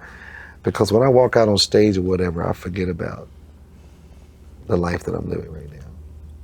And whether it's 5 people, 100 people, 2,000 people, that's the joy of getting out there and escaping that, whatever it is for the moment. You serve. That's what we were talking about earlier, the importance of volunteering. Yep. And stuff like that. Where would your life be without that? I get here at 5:30. Every kid that comes in this school, I touch them. I'll have 5 of them, loving on them every day. I'm the first person to arrive and the last person to leave. And I see that with the kids here, because kids are very honest. So if they're around somebody or someone they don't like, they'll let you know some way, shape or form. They love you. I know. So much. And I love them. You just don't, when parents drop their kids off, I tell them they're in the most protective environment they'll ever have, because I know that all these kids are broken. Every one of these kids are coming to school. Every one of them. So we fit a place for the kids to feel like I'm at a place where I'm okay. I'm dealing with this, but it's okay to do that here. It's okay to cry here. It's okay to feel sad here, that nobody's going to condemn you, make you feel like, something is wrong. If I have a meltdown, it's okay. Somebody will get on the floor and be there with me. And that's what we do. So I'll wear this and be on the floor with somebody playing toys for a minute.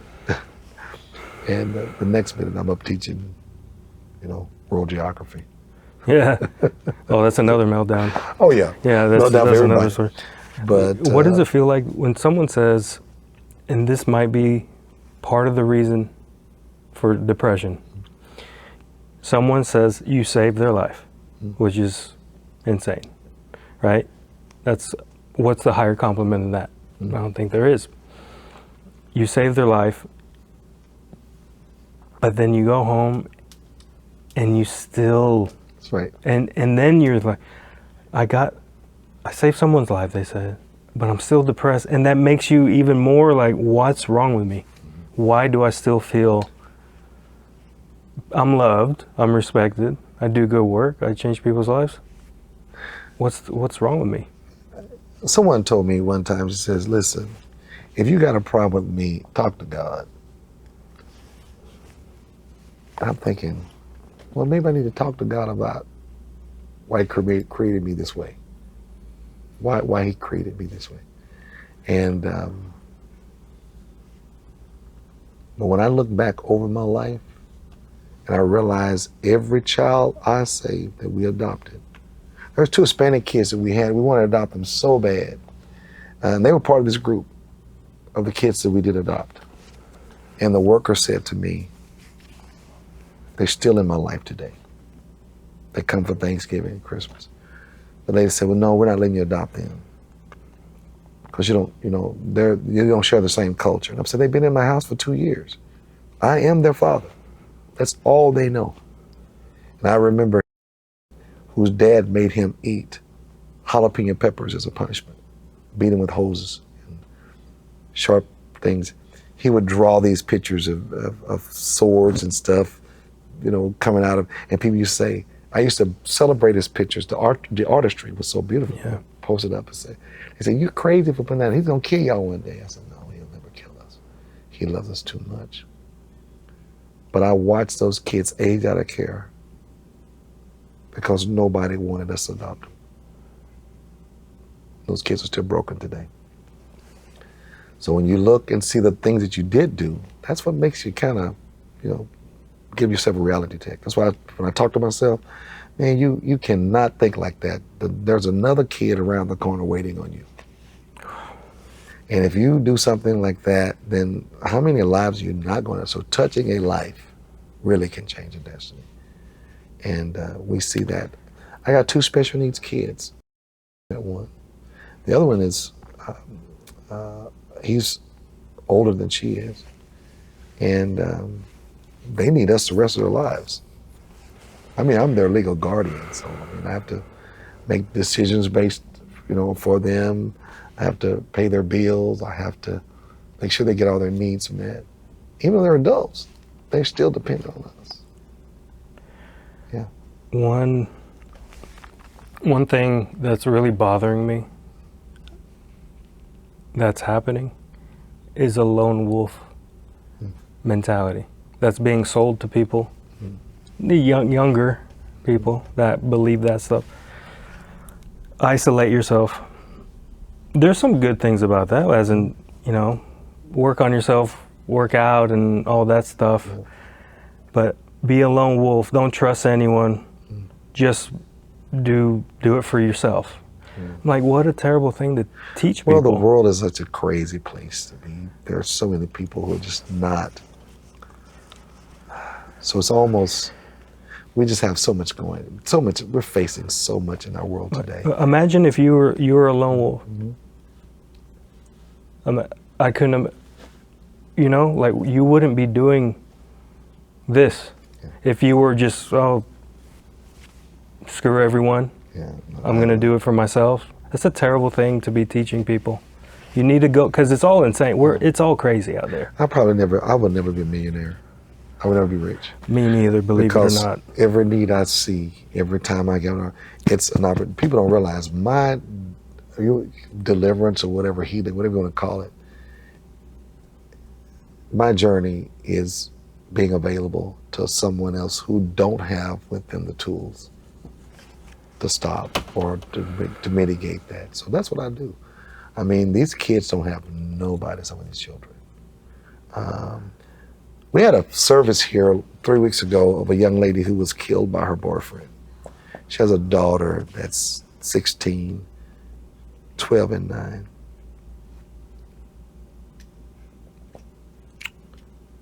Yeah. And I see those kids. I can only imagine what they're going through right now. So if we're not here, if we're not available, then who will be? Because most people say, oh, they'll be all right. It's just, but it's not. I mean, nobody can tell me that because I've lived that. I've lived that with both parents in the house. My parents didn't even know I was depressed. They had no idea that I was contemplating suicide or going to take my dad's, muscle relaxers. And I did a couple of times, but nothing really happened. I woke up the next day, which meant God must have planned for me to be here. I was 14 the first time. Thankfully, when you're 14, you're not that smart. So I thought taking 50 of anything would do me in, right? So I took 50 Tylenol. 50 of anything is going to do the trick. So, and I'm riding to school with my girlfriend then, and I was like, well, something's going to happen. Eventually, it never happened. Thank God for ignorance. That's right. God meant for me to be here, and I keep saying that over and over again. What I've been through, shoot, you only knew what I've been through. To be sitting here is a miracle anyway. So a lot of things of my past, and one thing I know about depression is always about what's behind me I can't fix. If I could go back and replay the time, would that have altered my state of affairs today? That's how people think. Depression has nothing to do with all of that. It's a medical thing. It's how your brain processes information. The thing that makes most people happy, that lets off this sense of euphoria and happiness, for a person who's depressed, it's stopped up. And every once in a while it releases. So I know people say, well, it's about your past. Well, ain't that happened like that. I mean, I didn't go through, that's what people tell me. Oh, you're not a person all the way back when I'm back. Well, I don't have anything back there that I can be sad about. Really, I've had a real rough life, but I ain't sad about it. I don't remember half that stuff. Yeah. I don't remember half of it. I've spent a lot of time in therapist offices, and a waiting room mostly. Yeah. And back from when I was 29 to 30, 29 to 33, 34, when I found this at 34. Those are really, I was on the come up, but I was Still there. way down there. But I knew through a lot of different reasons, I realized where I was at. I'm depressed. I don't have no job. I don't have a girl. There's so many things I didn't have. I feel terrible about myself. Perfect. Let's begin. That's how that was my, because lower than that, because I went to JPS, the 10th floor, John Peter Smith in Fort Worth. I know what it is. Yeah. And lower than that, you're dead, right? And a lot of people don't make it there. So I'm like, okay, you're here. I remember in the gown that they put you in, they strip you of your belt and all that stuff. Yep. In the big area there, I'm like, I'm here again. I'm 29.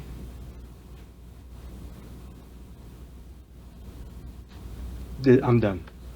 And I went home. I said I was done there. And I went home. I didn't have electricity. I was in an apartment, no electricity, nothing, because I had no money, no job. I went home. My brother picked me up from the hospital probably 2, 3 in the morning when I was released. And he dropped me off, and I went to bed, and I just went straight to bed, of course. I woke up, I felt this thing to my side, this thing floating. It was a spiral. It was a suicide letter I left from my mom. Right? So, it's like, let's begin. Let's start. So is your journey of starting in your healing? I don't know if when you ever really start. Because it's so, As I explain to people, you're on your way up today, but tomorrow you're not going to feel like it. What are you going to do when you don't feel like it? In a month from now, anyone can do anything for a month or 2 or 3 months. You're going to feel really good. I'm going to learn how to do this. I'm going to do that. No, probably not going to. That takes a lot of determination and stuff. And I was pretty determined at that time because my niece, she was 20. So yeah, that puts me at I was 29. So she was born, and I was already on the way up. And I held her in my arms. So I was like, this is not my child, but she looked. That's us. Sure. I have a couple of loser uncles in my family. We all do. I'm not going to be One of those. I'm not going to be one of those. She's going to grow up to see me like this, the way that I am now. So And then, look, If you could change anything in your life, what would it be? if I could change anything in my life,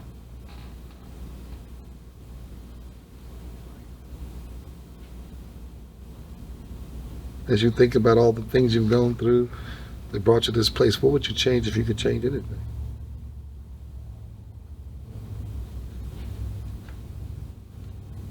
probably my temper.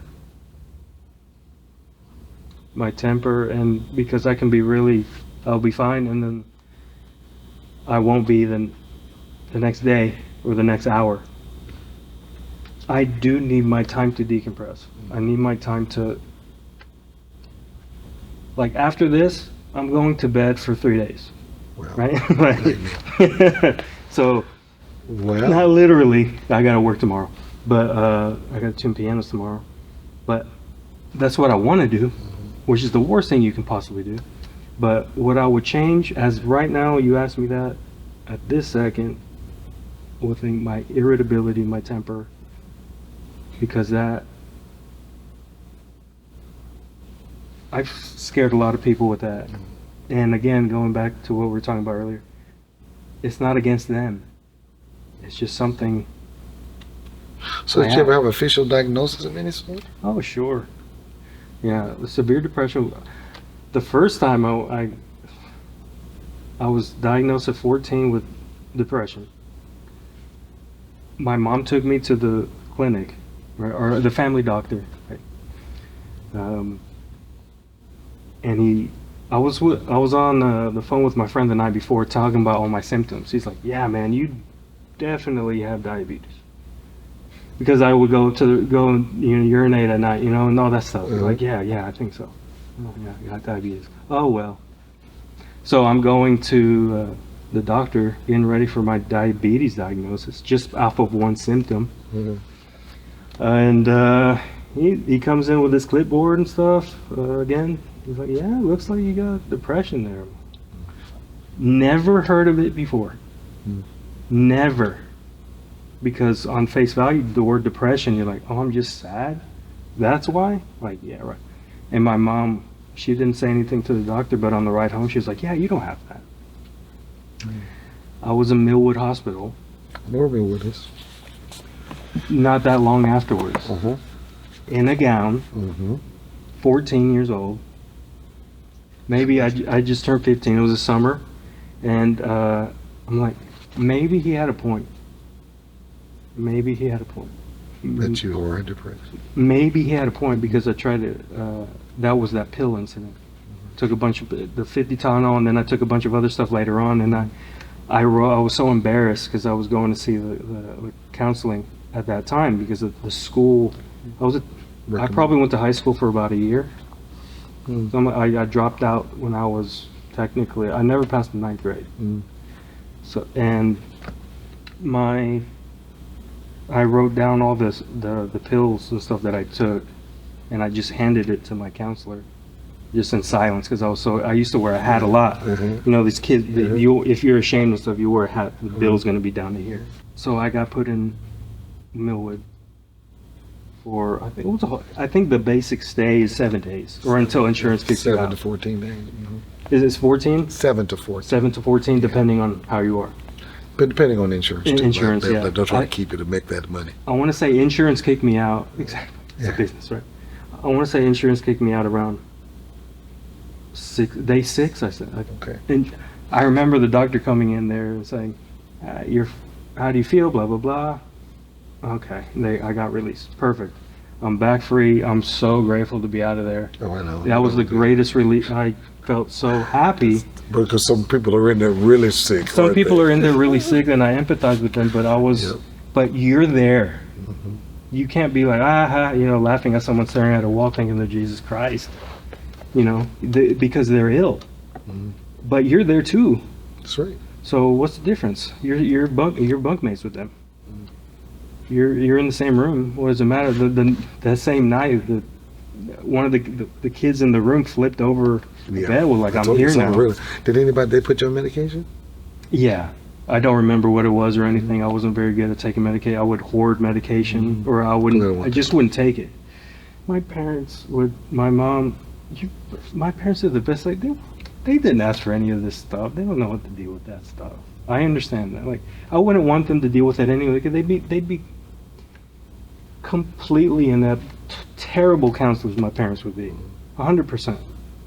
They know So it. when did you find your footing? When did you find your way out? In the past couple of years, but I'm not. I'm sorry, I don't switch this thing around. I'd have become a practicing therapist. No, what am I that's supposed to be no, doing? that's what you do. Probably in the past couple of years, because I'm learning. How to deal with it. I passed all that stuff. I'm like, oh gosh, that was rough. And now I feel, when I see, I'm not even 40 yet, I'm 38. But when I see someone younger coming in, you can just tell with people's body language and the way they speak where they're at.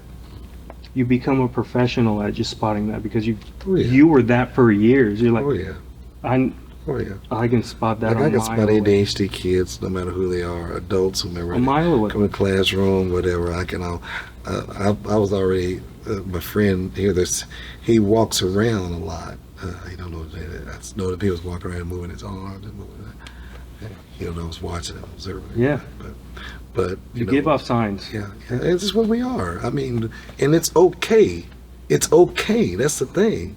It's okay to be the way you are. Yeah. When I stopped trying to be everything for everybody else and realize that I am depressed, and it's okay to say I'm depressed, I'm ADHD, it's okay to say I'm ADHD, I started being able to live with myself. I'm okay with that. We started this channel Yeah, called the Depressed Piano Technician. yeah. How much more obvious do you want it to be? Hey, it's obvious. And when I see myself talking, I'm gonna watch this a lot, because we gotta edit it and all that Yeah, stuff. all that kind of good stuff. And once it gets uploaded, I'm done with it. But I'm like, oh my gosh, what are my parents gonna think? Yeah. And what is this person gonna, like? I'm putting myself out there, but I don't care. Really, I don't. Well- I'm at that point in my life where I'm ready to do this now, and I never thought I would be. YouTube became a thing.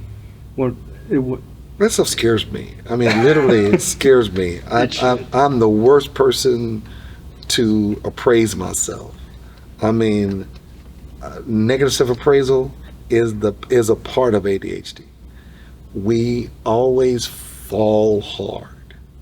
Anytime we fail at something, we fall hard. And it takes us a while to come up out of it. It takes a lot of help to pull us out of it. But, I mean, I second guess everything I do, everything I say. I go back and replay it in my mind and say, why would you say that? Why'd you do that? I mean, it is a lot. But the key is, again, accepting yourself. That was part of that journey. I got to be okay with me. Are you? I am. That's what I'm saying. I don't care about people know hey, I tell everybody now. When I walk in, I did a spoke at a professional conference a few months ago, and probably 200 or 300 people in the forum. I cannot stand behind a podium and talk, so I let them know that I'm afraid. I don't mean to intimidate anybody, but I can't stand behind this podium. And I said, because I'm ADHD. And people said, well, you shouldn't say that. Well, why not? I'm good with that. I'm ADHD, so I'm gonna move around a little bit. If I get too close to you and that make you nervous, just kind of give me a sign of some sort and I'll move away from you. Yeah. But this is who I am. And if I don't be honest with that, then I'm again hiding behind this thing that I have to be strong for everybody, big for everybody, real for everybody. But when I can tell you that I live with that every day, and I get up, so every day for me is a new day. The thing with depression, every day is the same day. Well, sometimes I get up maybe with that mood, but then I get my day started early. I listen to podcasts. I listen to music. I listen to things that kind of get me going in the right direction. I like Miles Monroe. I don't know if you heard of Miles Monroe. He passed away years ago. He's a black guy from Bahamas, I believe. But he's a very powerful, prolific speaker. Very, very knowledgeable man. And he does a lot of positive. He died in a plane crash. His wife, him, and most of his entire team. So these tapings that I'm listening to were done years ago, but they speak to me today. How to fight your way through things, and how to control some of the mind aspects of things. But a person like me who had very few successes in life, when I graduated from college the first time, I wanted nobody there but me. What? There was no applause. God, that's a dream. There was no praise. There was nothing. Walk across the stage. Everybody before me, there was nothing for me. Because I was just that, it couldn't be that real. This cannot be happening. That's why you did it. I would walk across the stage. And then 2 years later, literally my first semester in college, my mom passed away. My biological mother died. And I had every reason to quit. And I kept saying, nope, I can't. I gotta keep going. And so I just kept going. And that's what I do today. Every day is a new day for me. How do I start this? That's a good way. That's how did I start it? Ricky, how do I start this? Help me out. Well, we're glad to have our friend here now. I want to introduce him to you. Fernando Silva is a senior in high school with us here at our school, and we have a career tech program. So most of our high school students, especially 16 and up, they actually work in their field or whatever field that they have designated for us to find a place for them to do their internship. Supposed to be about 10 to 15 hours a week. And he works at a barber shop in our area. That's what he wants to be when he leaves high school. Not all students will go to college and have the traditional learning experience. Some want to really go in the workforce, and that's what our school is about, career tech, and getting kids ready to go into the workforce. Yep. So tell us a bit about you. I've been cutting hair since I was 14, and I really love it. You think you can be a trusted barber today? Yes. Yeah. So you see the confidence? No. Confidence? It's not happening. So yeah, we'll do it, right? We'll get it done. We'll do it. We'll get it done for him. We'll make him feel confident when he walks out Change your there. life forever. You're gonna change my life forever. And what happens if you don't? Then I'll try to. Oh, see, that's a good answer. I will try. I will try my best to, and that's cool. But you're not gonna cut my hair.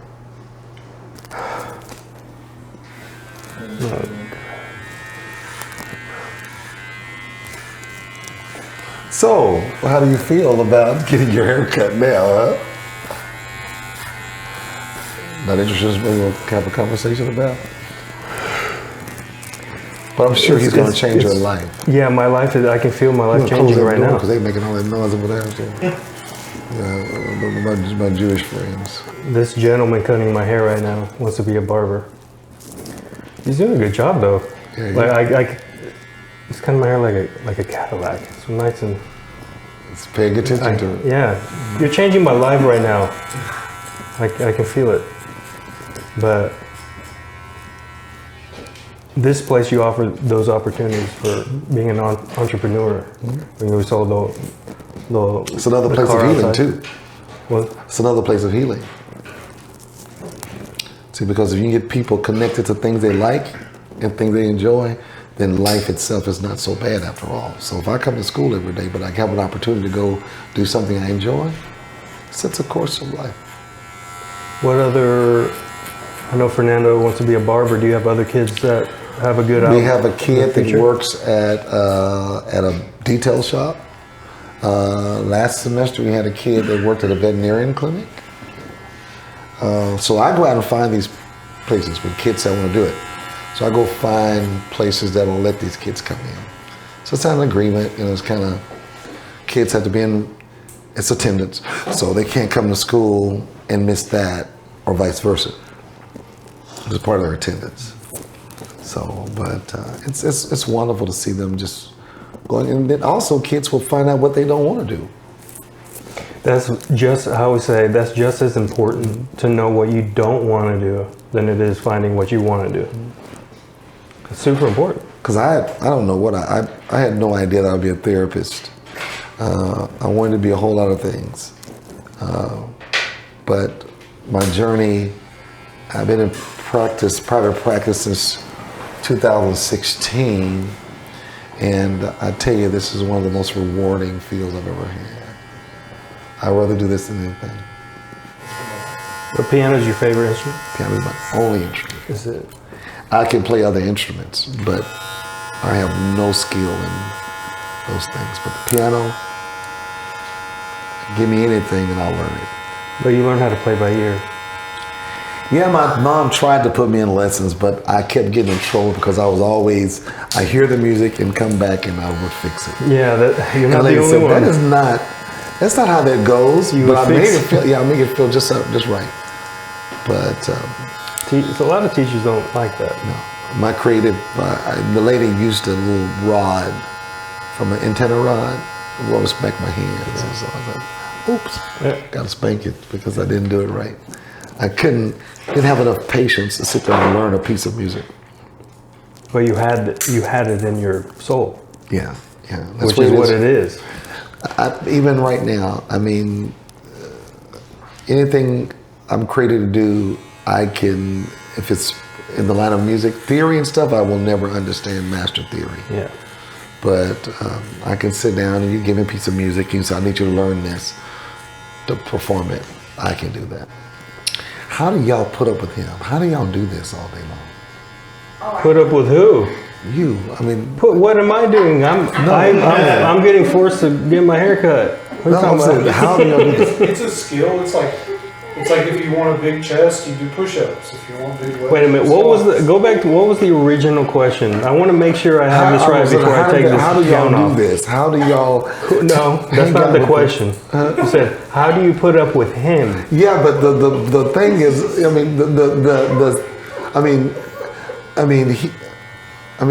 I don't. Oh. It's like tying your shoes. You just get better over. It's like the garbage. You just take it out and throw it. What was you say? How did they put up with me? Well, your creativity, all the things that you're thinking of. Okay. How do you? You just. I mean, you are honed in. I'm just here minding my own business. I don't know what. But you have such creative juices. I mean, you're. To go back to what you said earlier. You're only as good as the people you work with. Yeah, I'm only as good as the way what Taylor does. It's not going to look like that if you just give it to me. Oh. I couldn't do that. I have the ideas, but to get to what I want it to look like, that's a skill. So you're part of cutting and editing and all that stuff as well? I'm a part of it. He does the real work. I just say, put this here and there. And then he adds his interesting twists that figured. I'm like, okay, that's awesome. So let me ask you a question. What do you think about I'm still thinking about the original question, but go ahead. What are your thoughts about all this stuff that we do? Thoughts about Have you seen this type of? I mean, we do a lot. I mean, we do a lot for you know. I'm sure you've seen other people do that. You've been all over the country. Been to people doing what? You know, serving and working and doing all the things they do. Because you do it a different way, but you're doing the same thing. Am I? What am I doing? Well, you're serving because you are putting things out there that helps people. I see. Yeah. Well, I have experience with volunteer work. You know, it's funny because you have a vision of where you want to be, but it never ends up being what you think. Sometimes it ends up being better. I would have never imagined doing this. This is insane. But who's going to do? Yeah. You can imagine something all you want, but you got to. I'm not prepared for any of this, right? You just go out there and see what happens, and I don't know. I don't know what I'm doing. When I went to go tune your piano, this is what I find at every house, and it warms my heart. Is they don't open the door and say, "What do you believe in?" They say, "Welcome. Do you need some water? Or you want something to eat? Piano's right over here. Let me tell you more about it." People are so sweet. It was very unique how we just connected. I mean, I stood back and I was playing the piano and looked back and you were just standing over there and you were just looking, thinking. Like a creep? Like when I was standing over you just... No. It was... That's okay. No, it wasn't like that. It was somehow you were in tune with what I was doing there, which is very rare for people to do that. And what's... I don't know. I was just playing and I looked back and you were just like in the moment. I'm a technician in that moment. So I'm listening to what I did and of course critiquing everything. Same thing with this piano that got delivered. I'm thinking as a technician. I'm still overwhelmed by that. Every time you mention it, I'm not thinking of someone who plays the piano every now and again. I'm not thinking of someone, oh, look at that. That's not. I'm thinking as a mechanic. So it's never going to be perfect, right? So I'm critiquing. I'm listening to what could be done better and all that stuff. That's what I'm thinking about. So at your house, that's what that is. I don't like to tune the piano and then leave without the I like for them to play it because if there's something wrong, you hear it. Yeah, or maybe they like it. And I'm not going to change it if they like it, but I could tell them, I see this issue, this could be an issue 10 years from now. But your piano, you have it was like 100 years old piano. Right. Now there are certain pianos where it's kind of, oh, well, let's just make her comfortable. You know what I mean? It's not like a brand new piano, like that Pro River, that kind of, which later on I'll tell you the story about that piano. Please, okay, yeah. So I can tell my mom. Yeah, I'll tell you the story about that piano. She's a teary-eyed person. But yeah, I'm thinking as a mechanic. I'm not, oh, God, that's so beautiful sound. That's a beautiful song. Like, oh my God, I'm just overwhelmed every time you bring it up. Oh.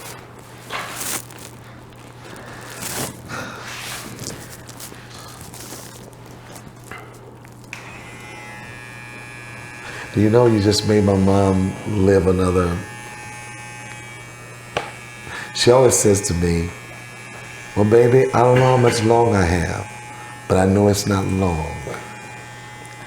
And I be saying, Mom, nobody knows how long we're gonna live. Yeah. But those kind of moments, did you see her involvement with this? Oh, baby, she is... Modulate the D flat. Yeah, absolutely. Go to D flat. There you go. There you go. There it is. I can't hear you. I can't see you. So see, technical difficulties. That was my favorite part. That is the lady who have loved me through thick and thin. My mom would have been so proud to have passed that torch on to this lady. It's only two of us, me and little Bobby. And she always said, this is the son that God gave me at in birth. We talk every day, every single day. If she don't hear from me, she's calling me. And I can say, Mom, I'm in a session, I'll call you back. She's still got, well, let me tell you this. I can't talk right now.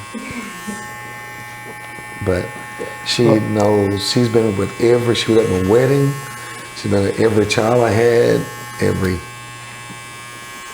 she taught my kids. They were homeschooled. I want to tell these guys here how after I was done tuning your piano and fixing some parts in it, you played, I listened. Wait, the speaker. Earlier, during the tuning, I think I said, for whatever reason, because I found out you were a therapist during the tuning, and you're sitting there, you're taking care of these dogs running around. They're everywhere. Huh? They're everywhere. Yeah, and I found out you're a therapist, and we had just released that Dominican Republic video. I loved it. Yeah. Did you do that? Yeah, we did.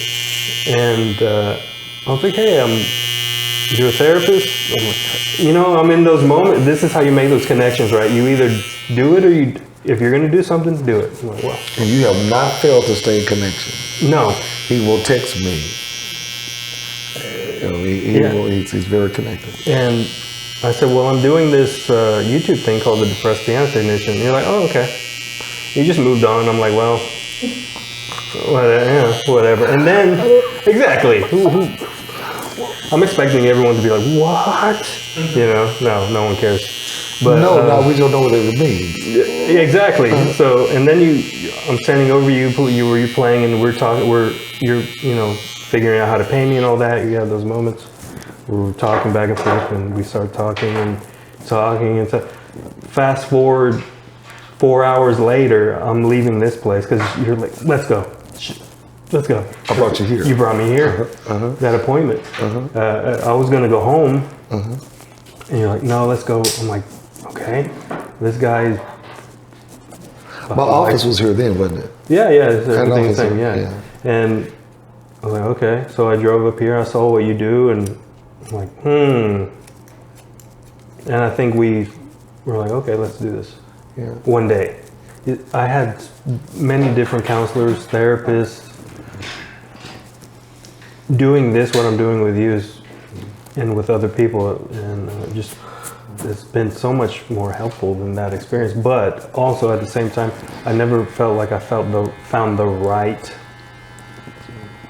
person for two different reasons. Because they weren't the right person, and I wasn't ready for something like that yet. It was more like I had to do it. I keep seeing people come back. They be in therapy a while and they come back.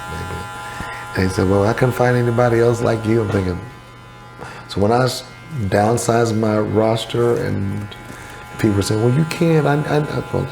So it is everybody's not called to this. I mean, it's really, some people do it because it's a profession. I guess that's my problem. That's why I do a lot of pro bono work, because I ain't got time for all that insurance stuff and billing and all that kind of stuff I'll be for. Yeah. So that's why, yeah. So it's better for me to work for a company and let them do all that, because if I did it for myself, I would not succeed. There's a really corny question I hear a lot in interviews. How do you want people to remember you? That's interesting.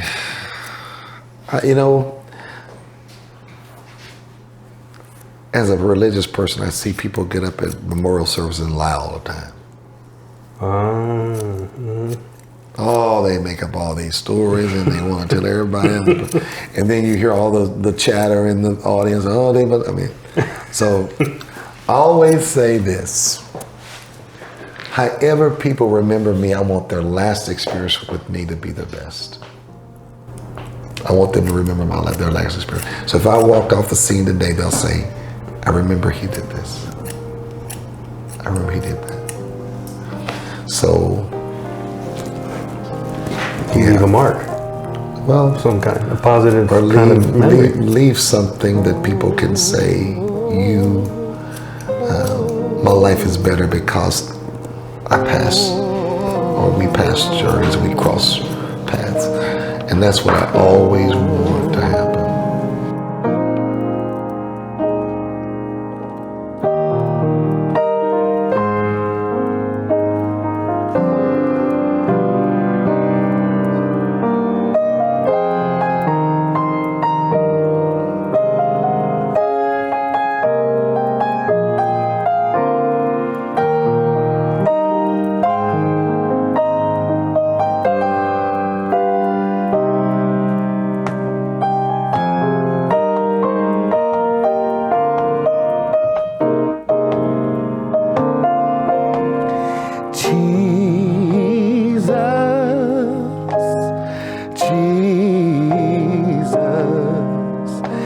At the mention of your name, every knee will bow and tongue proclaim, Jesus,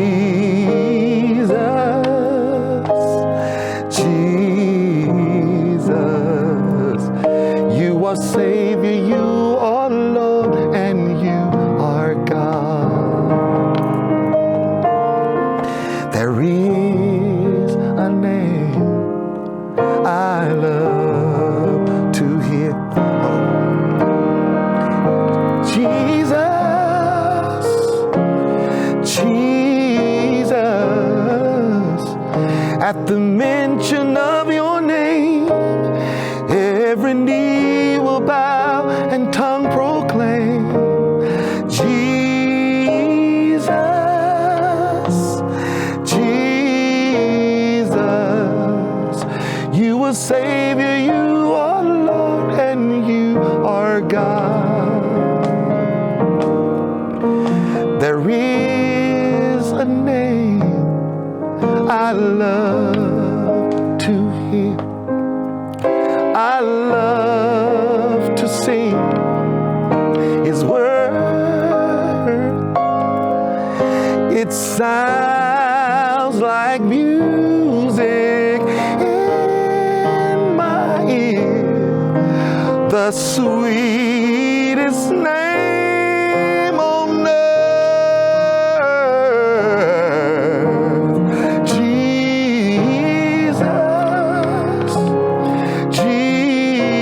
Jesus. At the mention of your name, every knee will bow and tongue proclaim, Jesus,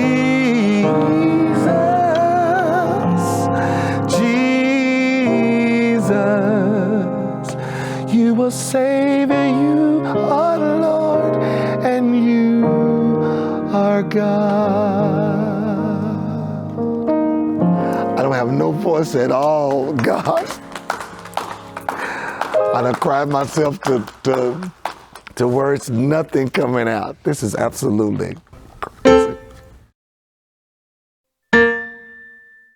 As the ADHD person, I know I'm the problem.